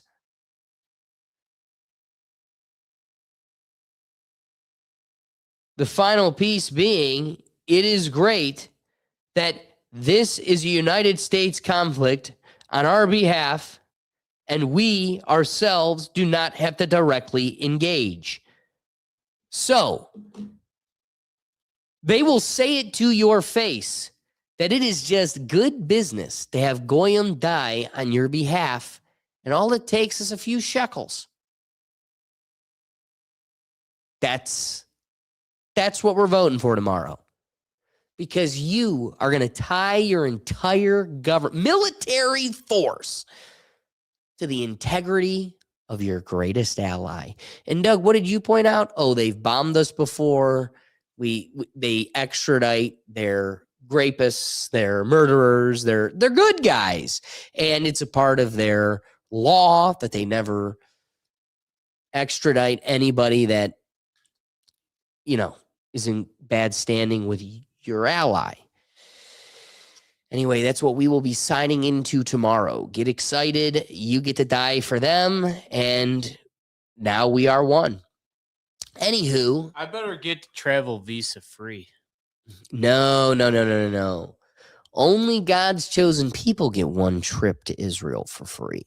Are you new to the rules? No, I didn't say for free. I said visa free. Like, meaning I should just be able to travel. I should be an Israeli dude.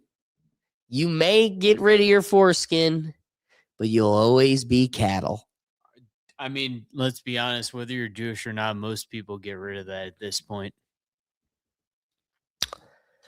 Pivoting just a little bit here. Oh, are you a full hoodie? No. There you go. But I very much debate doing it for my kids because my parents were raised by the Jewish CIA. Doesn't mean my kid needs to be influenced by that. I don't see the point in it at all. It is a legitimate internal debate. It is not going to be had right now. Can you please, this is my third attempt. I'm really going to try to pivot this. All right, pivot. So we're pivoting to another topic now, which is, what makes Massey the bad guy is that he just keeps Trump accountable. And one of the major concepts to that is, or one of the new highlights of the week is Dog Day Trump had a speech that I think none of us watched except for Fox News boomers. However, CNN thinks you're so retarded that you're not allowed to see it. And they will watch it for you and report back if anything is important. This was the first little spiel. I got nothing. There's no juice to squeeze out of the dumbass Trump's actual speech. But here is just the little beginning, acknowledging this weird little echo chamber we're experiencing. And I think it's noteworthy. Rare move. NBC and ABC Fake News have both said that they would not cover this speech. They knew what it was about, because of the fact that they don't like the topic, because they know how corrupt our system is and they don't want to reveal it. They and others in the media are part of a plot. They want to continue this fraud for whatever reason. They want to keep it going. They want to protect the radical left. They can't have a great country, and that's true. You can't have a great country without free and fair elections. Fraud like this should mean a revocation of their licenses. They use our public multi-billion-dollar in value airways for absolutely no money. They pay nothing. All we want is honesty in our elections and honesty in reporting. They pay nothing for multi-billion-dollar assets. Crazy. Because watching it play, you get his rhetoric, you get all of the Trump BS, but watching it play out in reality is creepy. Cue CNN. Reminder to our viewers, we'll be watching tonight's presidential address and listening to what the president says tonight. But we're not going to take it live, as we've been discussing. What? That's because this president, sadly, has a history of misleading and in some cases simply false statements on what we've been talking about tonight, election security and integrity. Also, the White House earlier today said he would be showing newly classified documents. So we want to make sure that we have time to review those documents, talk to experts about them, contextualize whatever he says or shows before airing it. But if there is news, we will bring it to you ASAP. I don't hate that statement of double checking. I won't lie. I don't hate that statement. I do. Doug, are you that incapable? You're not able to feed yourself? Hey, if one news agency wants to take longer, I'm not against them doing That's not what they're doing. They're never going to show it to you. Let me watch it, and then I'll interpret it for you, and I'll come back with the story. And that's this why is we Plato's have Cave, allegory of the cave. But that's why we have 5 major news. Like one of them will, 4 of the 5. If one of the 5 wants to not do it live, then we switch over to one of the other ones, and that's their loss for advertising money. That works right now. That works right now. When out of the 5, 3 show it, 2 don't. But a through line that has come up multiple times in today's show is that the same entities own all these. So if they ever decide to unify the Big Brother mouthpiece, you're at their mercy. Well, then you need to remember that the airwaves are controlled by the government. Like the FCC gives them permission to have these channels be on the air over the understanding that they do news, that they be able to cut in to address the nation. If they don't, they risk losing their license to be on the airwaves. And again, to further your point, Trump in his little tirade complaining about it, he was on one of the Fox shows saying how, they should be thankful. This is $1 billion license we give them, valued up well beyond that, hundreds of billions of dollars. Our airways, there's only limited channels. With the understanding that they give us the news we need to know. That's what the government gave them. That was the understanding when they got the rights to their. So again, there's a legitimate argument here, and yet on the you're a fence sitter because you also just said how much you love it. I mean, do I trust that news station? No. I mean, it's not even one of the main. That was CNN, wasn't it not? But that's you defended premium its strategy. Cable. You defended its strategy. Cable. It's ABC, Doug, NBC, you defended Fox. its strategy. Those are the ones that are required. You defended its strategy. Yeah, because it's CNN. On balance They're with not arguing. basic cable. Like it's the main ones. It's ABC. No, NBC, this is a loser CBS. point. You're on a loser ship. Those You're are sinking. the ones. You can't sit here and argue. No, dude, the CNN government thing, isn't and you have a basic right to be cable. honest. and then CNN defend. isn't basic cable, though. It You are isn't basic exhaustive. cable. That's why I don't think it's that big of an issue. It's not basic Doug, cable. I don't talk over you.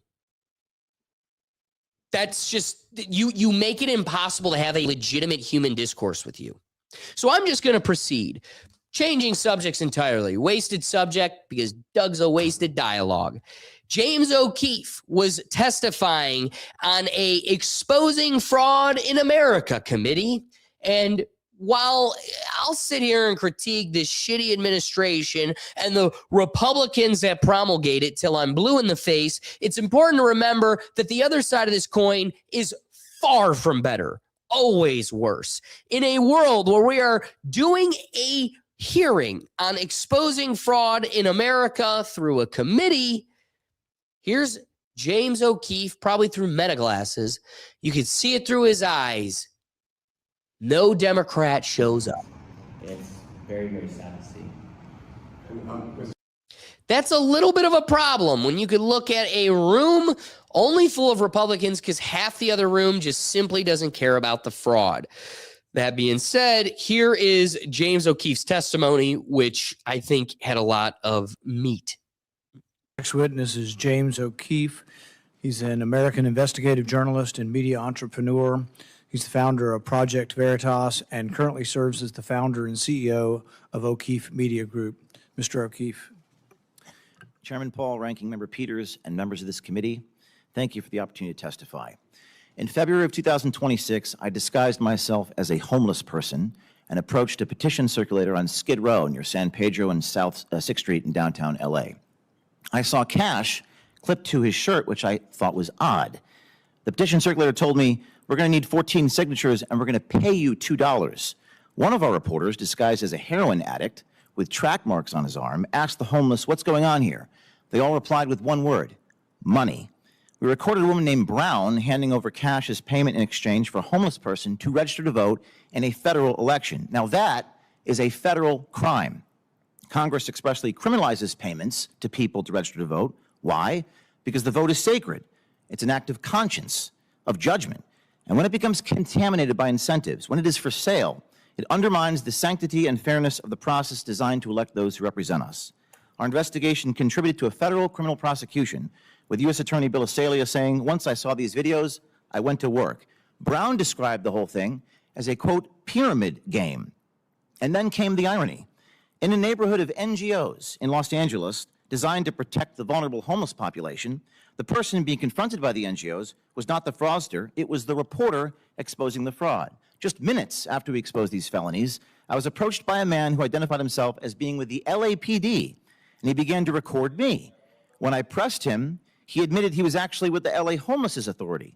Under California law, that's a crime. So this was also a form of fraud, albeit covering up for the fraud happening across the street. But it got worse. All right. I don't want to exhaust all of James O'Keefe's testimony, but it's fraud on fraud. He keeps finding the same bandits with their hands in the cookie jar.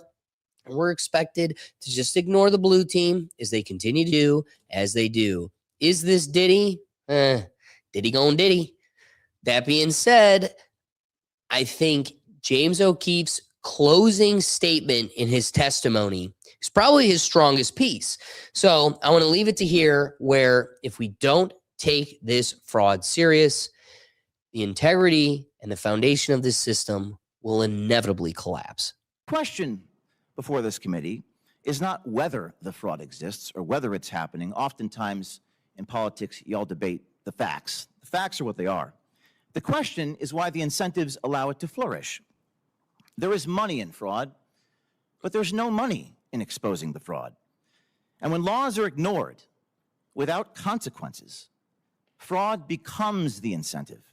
Fraud becomes the model of life. Tony Moore, one of the coordinators for the ballot petitions, told us if there's no consequences, it doesn't matter. And that's the point. I don't have subpoena power. Us journalists don't have the power to do anything but expose.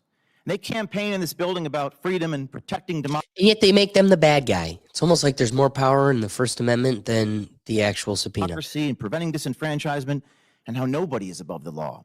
But if those principles are not enforced, when they're violated in broad daylight, they're not principles at all. They're slogans. And without accountability, our notion of freedom is just an illusion. Thank you. I mean, poetic, but true. If you don't do something about it, the only incentive is fraud, because then you can't compete. So you best put integrity back in the system. In this whole period of the last week, every politician has their focus. You know, we talked about Thomas Massie trying to fight this combination of our militaries. You've got folks like Rand Paul worried about the vaccine fight. And on the flip side, Trump has stayed true the last couple weeks, but more so this week more than ever.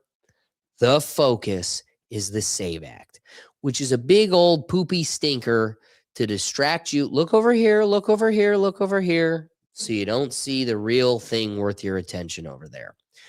So I've been reading a lot today that a lot of the people on Capitol Hill don't even think it's going to pass. And they really don't care, because the major focus is the psyop of distracting Fox News boomers in being upset when it doesn't pass or being excited when it does, in a world where, like Thomas Massie keeps pointing out, why is this such a big deal when we won? And if that's the case, then we really should question the integrity of the win, should we not? And maybe all these other past elections. But it's all a distraction, so you don't focus on the main things. In a world where we're supposed to even concern ourselves with the SAVE Act, and for those that don't know, it's voting on voter integrity and preserving our elections. You know, I kind of had a heart for Trump's position back in 2020, but, you know, we didn't get to hear phone calls like this. And I got to be honest with you. How do you hear a phone call with Donald Trump recorded with Georgia Speaker of the House and this doesn't raise any eyebrows with you? I just want to find 11,780 votes, which is one more than we have. I only need 11,000 votes. Fellas, I need 11,000 votes. Give me a break. There's nothing wrong with saying that, you know, that you've recalculated. Well, Mr. President, the challenge that you have is the data you have is wrong. You do it to uncover fraud. You could say for transparency and to uncover fraud, possible fraud. So who's going to stop you for that? You know, it's like a federal judge. Yeah. Possibly. Probably. Literally the laugh as he says, "A federal judge?" Yeah. I will never vote again. I'll be a felon. I'll go to jail for a long time. Yeah, I'll never get to vote again. Yeah, it's like, dude, what are you talking about? I don't know. I think I need a SAVE Act to save me from you when I hear a clip like that.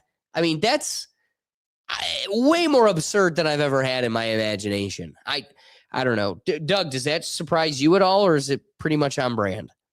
On point. Yeah. If I'm going to balance something as disgusting as that with something that at least lightens your day a little bit, it's going to be Pete Hegseth trying to testify and not being able to get a word out because protesters keep cramping the emperor's new groove. I mean, can't you just let Pete have a good time? Supplemental funding request is not a substitute. And these jerk-offs. What do you mean no new war? I'm the secretary of... This is the Department of War. What do you think this is defense? I'm supposed to get away from war? I'm here for war, baby. 17 Americans and 4,000... The witness will suspend until order is restored in the committee room. She makes good empanadas. Individuals feel very passionately, but we must have order. Doesn't make her less American. Chill, dude. In the hearing room so that we can proceed. We're now going to move forward with our hearing. Secretary It's time to move forward. You people are too old. Seth, please proceed. Thank you. The supplemental funding request. She's literally shaking. Like, I wish I could say the camera or our monitor was shaking, but no. Nope, she was. I am just trying to make it to lunchtime. What's like? Quoted Ruth Bader Ginsburg. Substitute for the president's full $1.5 trillion base budget request. $1.5 trillion. We got another one. These freaking clowns. Palestine, this is illegal. Mr. Secretary, please suspend until order is restored in the hearing. Mr. Secretary. The timing clock. Mr. Secretary of War, we've got another one bitching about war. Just wait a second. You've been interrupted twice. You've been interrupted. Put two tallies Is she down. on a mechanical bull? Mr. War Secretary. Oh, wait, is she at Cedar Point right now? Is she phoning in? Mr. Secretary of War, this is two people that have interrupted you. Is that the end of it? Thank you. Please proceed. Please proceed. $1.5 trillion is what the president seeks and what we need to defend the country. The members of this committee understand better than most that long-term strategic dominance cannot be funded through one-off supplementals. Ain't nobody give a yes, bruh. Order. We will have order That's in three. the hearing room. That's three. Mr. Secretary, please proceed. Collectively, the budget proposals submitted under President Trump follow a simple logic. Four. This is called playing golf with Doug. I would ask that the Capitol Police, Recently, I've been whose good. professionalism I admire, Not remove once those did I have to who yell are four seeking last to disrupt the hearing. Hey, 4 Trojan horse Patriots, I think, is a win for the week. Pete Hegseth, we were a nuisance in the Secretary of War's testimony. That's a cool thing, right? Anywho, keeping up with the political dubs, because they're few and far between, I got to go to our king, Senator Kennedy, as he questions the legitimacy of imported shrimp and oysters, which didn't know this was something we should be asking about, but dang it, we should have been asking about it. Are oyster harvesters farmers? Yes. In this USDA, They yes. having to compete with other countries who grow oysters and shrimp in a ditch and shoot them full of antibiotics? Huh? 100% yes. And if you eat too much of that foreign shrimp and oysters, you'll grow an extra ear, won't you? I'm not sure about that, but I know it is not good. And I also know we Why import aren't we 90% of our inspecting shrimp. the shrimp and the oysters from abroad? Well, it goes much larger than that. Why are we importing so much from abroad, which goes to the president's trade really my agenda? thought. In big trouble. Like Yes, you shrimp, are. especially. Like we got shrimp, Gulf shrimp. We got shrimp, Bubba Gulp shrimp. Yes, you are. Guys, look, we need straight answers now. We're down to it. I mean, you got to give, one, a Republican, and two, the health secretary making acknowledgments of, like, this is contrary to Trump's initiative to begin with. But let's not even talk about the effect of these vaccines in the oysters and shrimp. Let's ask, and why they're not being inspected, let's ask why they're being imported to begin with. This shit should be coming from Maine, Florida, North Carolina, California coast. We've got it. That's the beauty of these 50 states, is we've got all the different terrain. We can make, we can thrive domestically, and yet for some reason, the Make America Great Again, the domestic president is hell-bent on importing everything, like killing our farmers and committing all of our meat to imported Argentinian beef. That's cool stuff. That's our president. America first. A lot of good stuff happening, so I want to keep that ball rolling. All the doom and gloom at the front of the episode, all the awesomeness at the back end. Brandon Gill. Doug, I don't know if you've been paying attention all these years, but I'm not a big advocate of the Smithsonian. My conspiracy theory, the very real theory that I subscribe to, is that the Smithsonian's entire existence is to hide the real historical past and protect the historical narrative being peddled and written by the Rothschilds, right? The second we start learning about Tartaria, the second we start learning about the missing sections from the Bible, the book of Enoch, all these types of mind-altering and perception-altering academia, you know, when farmers are developing the United States through Manifest Destiny and they're finding giants' bones in their property, the Smithsonian's role is to collect those and then change the historical record. I'm not a Smithsonian fan. I think we're up against them. They are the bidders of the lying historical record. That being said, it gets super exciting when you get to watch a Brandon Gill own the representative of the Smithsonian. Nope, that's not it. That's a Somali police officer. Doug, you're playing the wrong videos. We're getting there. The goal of history is to be objective.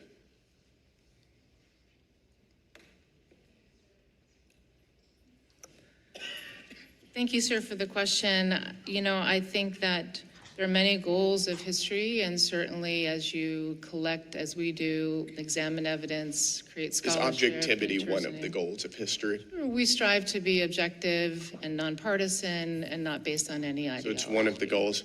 Doesn't that seem a little bit concerning? It certainly does to me, because as part of this white supremacy document that your organization has promoted, objectivity is a core and defining aspect of white supremacy culture. Do you think that it's the goal of the Smithsonian Institution to promote white supremacy culture? Sir, do you mind sharing with me which document? It's white supremacy culture right here. This is part of the mass action toolkit that your organization has promoted for several years now under your leadership. Are you promoting a white supremacy culture at the Smithsonian? Am I promoting a white? Ma'am, is this a difficult question? No, sir, I'm just thinking about the mass action toolkit. We didn't develop it, but back to your question, no, we're not promoting any ideology. Does it concern you that your goal is objectivity, one of your goals is objectivity, and your mass action toolkit references objectivity as a defining characteristic of white supremacy culture? It's not our toolkit. It is your toolkit. You've been promoting it for quite some time. We did not come up with a toolkit, sir. But you've been promoting it. It is used as a reference, I believe, probably in 2019, 2020. Yes, under your leadership, it has been used as a reference. Is Mickey Mouse racist? Mickey Mouse is not racist. It's not racist. According to the Smithsonian Institution, one of your exhibits referenced Mickey Mouse as representing, quote, vestiges of longstanding traditions of blackface minstrelsy.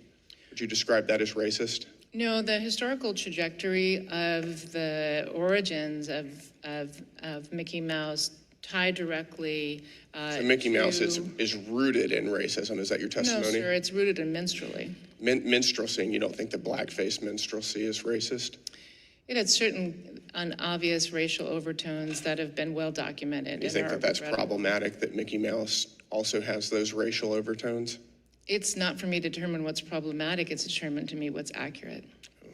Is that right? Yes, is it important to be polite? Excuse me, sir? Is it important to be polite? Yes, sir. Get her. It's also interesting because the same mass action toolkit that your organization has been promoting references politeness as a defining characteristic of white supremacy culture. Ma'am, are you a white supremacist? No, sir.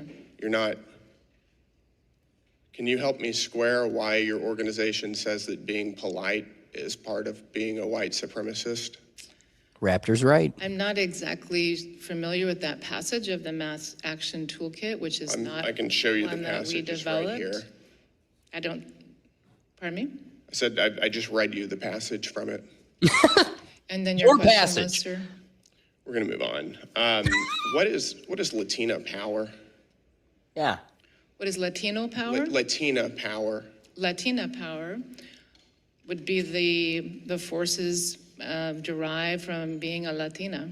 The forces. It's appropriate for the Smithsonian Institution to sell Latina. The horses of the tortilla. Power paraphernalia. Hats, mugs, other things that say Latina power.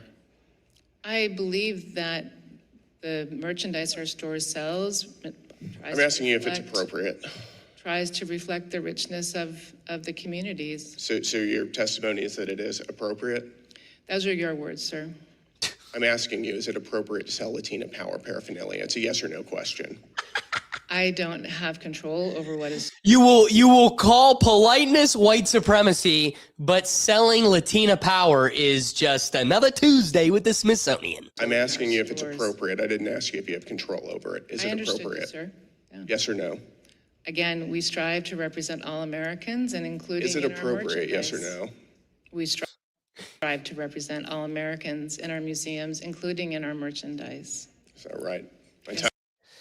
So to acknowledge dumbass 2026 down here, the reality is this has nothing to do with, we just literally spent the last 2 hours trashing MAGA. There's no balance. You are you're just a totally biased watard, because the reality is this: nobody's butthurt beyond the fact that there is a logical consistency here that can cripple a melting pot. I think Raptor truly nailed it here. They make everything about race, keeping racism on life support. Morgan Freeman said it a decade ago, and he said it best. You want to end racism? Stop talking about it. I didn't appreciate 15 years ago a sociology professor emphasizing that we recreate racism every day until you live in a democratic echo chamber that we call a political system, and you watch us recreate this bullshit every day. Buckle up 2026, because we're just opening this can of worms, and I got more for you.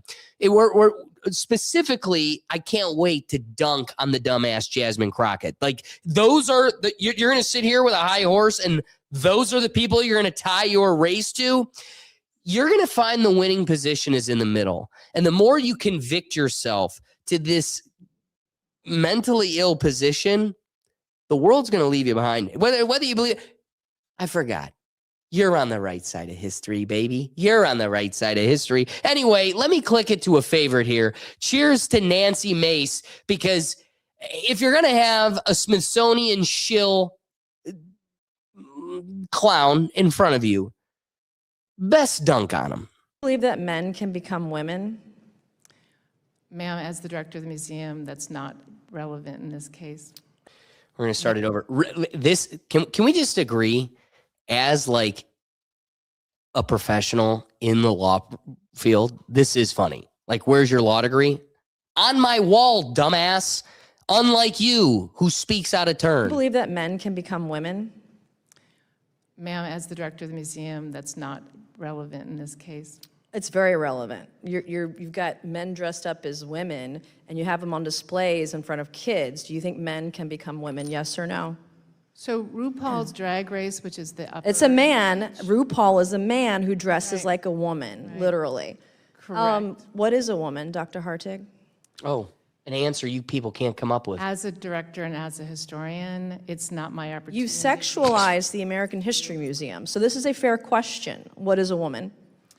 So at the museum... What is a woman? We strive to represent and not categorize all Okay. Americans.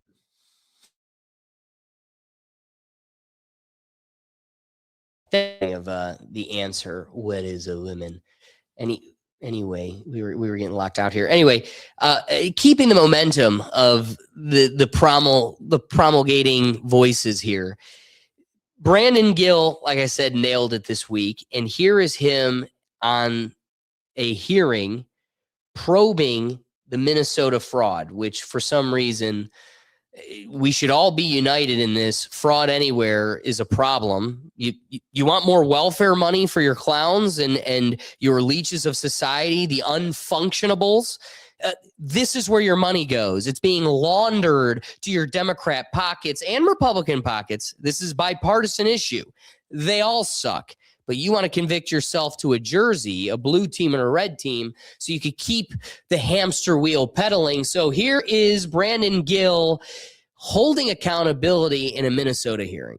Oh,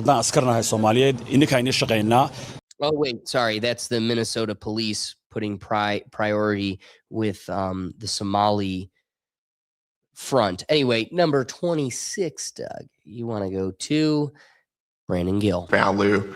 Again, thank you for being here. Let me ask you, does large-scale Somali immigration make Minnesota stronger or weaker? Certainly stronger.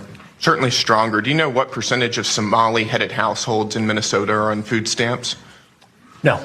54%. Do you know what that number is for native Minnesota-headed households? Well, to be clear, a majority of the... It's 7%. There's a big difference between 54% and 7%, is there not? Excuse me, sir, could I answer the question? Let me move on. We've got a lot of questions here. What percentage of Somali-headed households in Minnesota are on Medicaid? I don't know. It's 73%. Do you know what that number is for Minnesota native households? Again, you're using the phrase Minnesota native households, but the majority... The number is 18%. That's quite an astounding difference. I think we would... Can I answer the question, please? Let me ask you one more, and then we can go on to that. What percentage of Somali-headed households are on welfare in general? I don't know. It's 81%. What about... let me just ask you, after 10 years of being in the United States, what percentage of Somali immigrant households continue to be on welfare? I don't know. The number is 78%.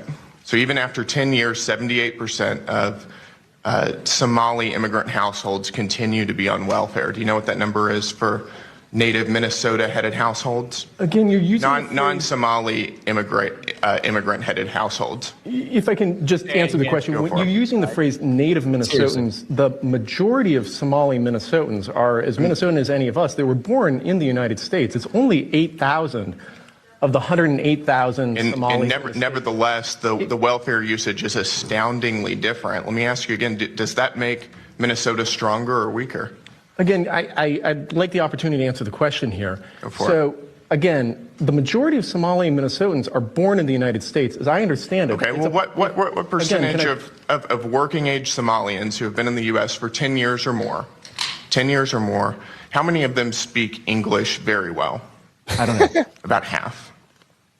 The answer is about half. That seems pretty low, doesn't it? Again, that assimilation, which is a whole nother problem in and of itself. Let me be clear before I continue on in this any further. Looking at 2026 down here in the comments. Did criminal liar Dinesh D'Souza teach his skeezy son-in-law to lie like this? Can I tell you something, dude? This might not be the channel for you, because if you're looking for a channel that's hyper fixated on bipartisanship, this ain't it. This is only for the moderate. This is only for the middle ground. We hate you, blue asses, just as much as the red dumbasses. Dinesh D'Souza can pound salt just as much as Asiago Cortez. So if you're looking for an echo chamber, this ain't it. Because the reality of our situation in the Rethink Tank is they all suck. And you got to criticize them all and hold them all accountable. So if you're looking for scoring points, this ain't it. We don't wear red and blue jerseys. This is only purple discussions. So pound salt and move on. However, that being said, piggybacking off of kind of what Doug was leapfrogging, and as Brandon Gill pointed out, if we don't become one nation, we are a fragmented problem bound to disintegrate. So it doesn't matter what the unifying culture is. It needs to be one solid melting pot, or we're going to be a cold civil war until we pop. So Best find a middle ground. Let's learn to have these conversations 2026, because if we don't, we're bound to tear ourselves apart. And racism, as Raptor pointed out earlier, is their best tool to do it. Hence why the whole Blue Team platform is reminding you of it every turn of the way and beating your head over it through guilt to manipulate your way into voting as they see fit.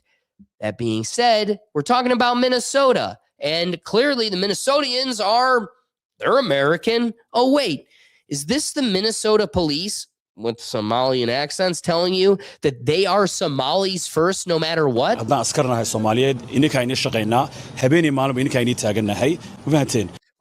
me try to read it for the listeners that are listening.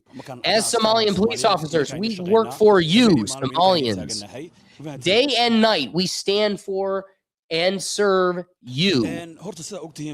As you know, we come to this country as refugees. There were no Somalian police officers. Mind you, he's wearing a sheriff's vest. Bulletproof vest. So now that we have been hired, it means we are working for our own people. Let's get back to that. Somalians. We understand the culture. We understand the language. We understand the way of life. That's why we are different from foreigners or white officers. We help bridge that gap. So, thank you again. And know this, every Somalian police officer, whether you're in the homeland or abroad, works for you, Somalians. When you are asleep at night, when you are resting, we are the ones protecting you. Not even in our native tongue, not even to you. He's talking to a whole nother country in your country. The Trojan horse, we're talking to the people inside the Trojan horse. Hey, yeah? Hey, Trojan people. You can do, we got you. Have fun in there. I hope you got some really sharp, pointy things. Because we got you, Trojan people. Because us, the police force, we are Trojan. Again, the more they keep us hyper fixated on these things, the more they're able to guide the public will and control our attention, which is the whole goal. Anyway, speaking of libtards, if we're going to harp on racism, ironically, we got a whole new chapter of racism from the queen of racist victimhood, Jasmine Crockett, as she says, cheering on the FIFA championship clearly is embedded in racism. Cup that captured the imaginations of the entire world when they saw all of these people of color that was playing for all these teams. And ultimately, if you recall, the last two teams, it was Argentina and Spain. And it seemed like the vast majority of the world was rooting for Argentina, or actually against Argentina, right? And why was that? Just give me an explanation if you could guess. If you'll just let him finish the answer. That? Spain had the best team. Maybe that's why they were rooting for them. Yeah. There's also a racist history that exists. You're recognized. Thank you. Thank you, Jeff. Thank you for bringing us, grounding us again, Tim Burchett. Anyway, this whole thing is nonsense, but let's get to the real bread and circus. The FIFA game cleared out this week, and it had everybody's attention. Whether you were rooting for Israel's Argentina or you were an adversary against the mechanism itself and you were rooting for Spain, there was a severely weird anomaly that came out of all of this. And I'm sure you all saw. Here is a picture of... We've got Messi, but then we also have Spain's young prodigy, Lamine Yamal, in a weird instance where, Doug, did you see this? So, did not see that. This picture is Messi bathing Spain's prodigy, Lamine Yamal, as a baby. Get this. The situation was the mom, the public narrative they're selling the people to hide the fact that it is clearly a psyop for Illuminati figures. Anyway, you have these, the situation was the mom entered a contest to have her baby featured in an ad or photo shoot with Messi. And now they're playing each other in the FIFA World Cup, like the championship, the series that crowns it all.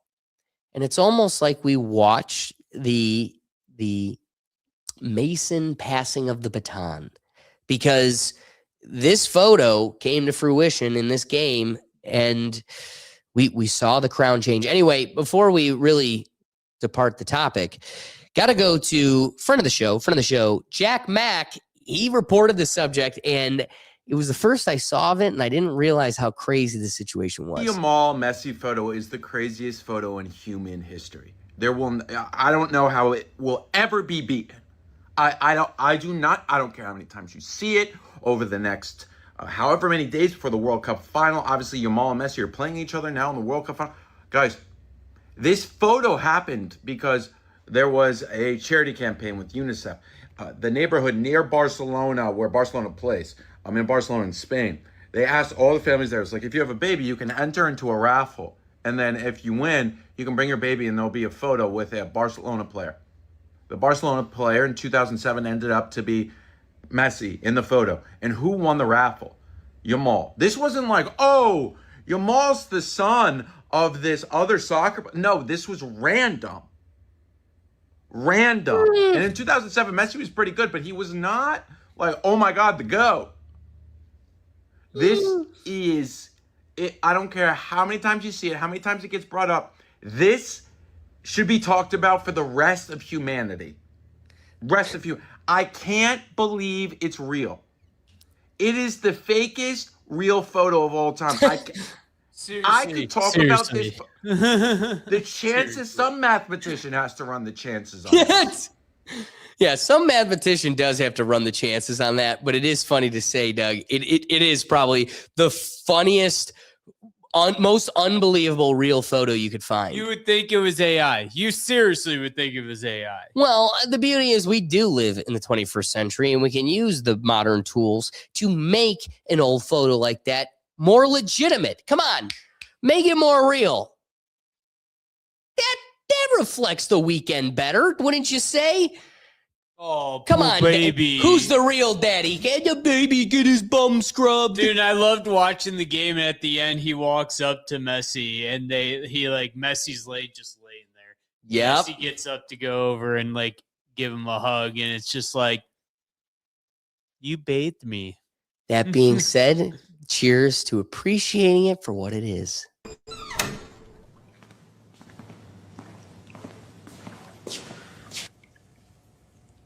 Veo que creciste mucho. Entonces, ¿quieres esto? Sí.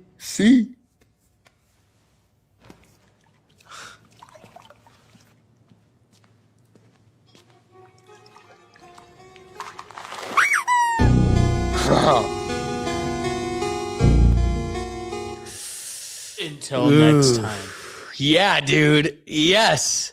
You know, it's a shame that the clown-ass 2026 left, because the crowning jewel to all these dialogues and the need to peddle racism. I mean, damn, if you could see these comments, this dude's a literal psycho, or female, probably likely. Either way, total psycho. And if there's any piece of advice to bringing people to the center of modernity, you know, bringing it to the moderate position. Here is just an English thinker trying to raise a little clarity. Nobody has the right to live their lives being protected from offense or from insult or from hurt feelings. It is an occupational hazard of living in society. And if you really can't take it, become a hermit. She's like the what was it? The strictest headmaster, you know? At Harry Potter?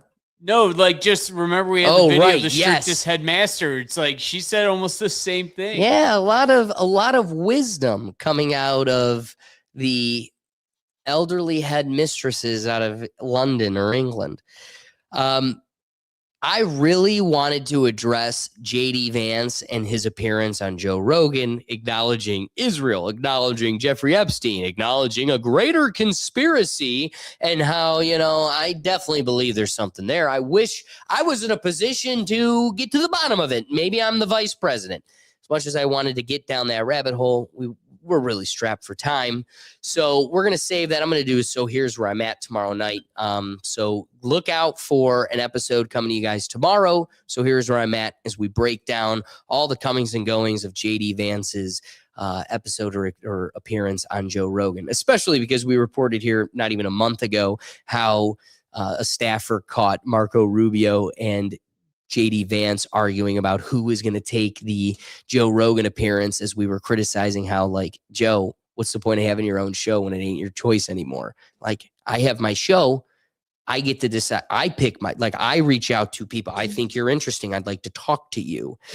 Joe, that's the whole reason you did this, and you lost it. So anyway, we'll save that for tomorrow. Buckle up. But if I'm going to close out today's episode with anything, I want it to be some positivity. I think this has to be the coolest, most legendary story coming out of the week.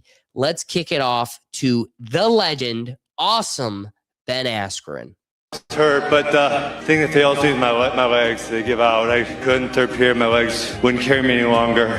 For sure, my last time out on the mat. I love you guys. I really do. I couldn't find a better place to do this.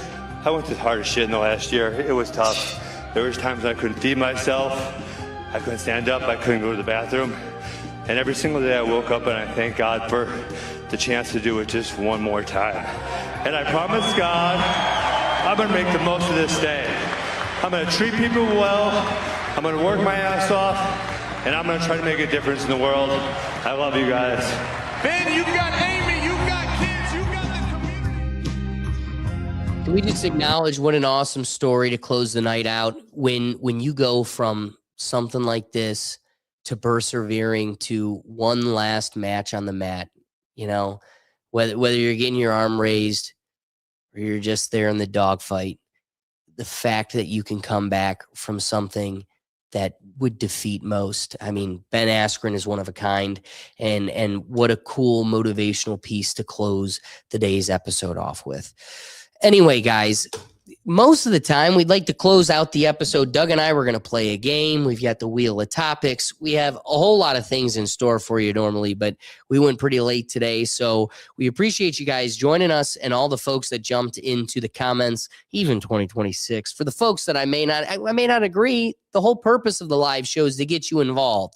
We want to break out of our echo chambers and hear from you, have a little perspective from the audience. So we appreciate Raptor, and I can't go through them all, but there were a whole bunch of people. 2026, Brad Richardson, Elizabeth joined the team, Mud Butter, and everybody else. We had a lot of people in the comments, and we appreciate you doing that because, like I said, that's the whole purpose of the live show. If we made you laugh, if we made you think, the best thing you could do to support this show is hit that like button and be sure to hit the subscription and notification bell because we're here each week. We don't miss a Tuesday. And on Sundays, we've got our live show where you can wake up, have a cup of coffee with us, and get a little break from the political and social chaos and just have some laughs. We've got our Rethink Actions where it's just funny internet clips. Wake up, have a cup of coffee with us, and have some fun.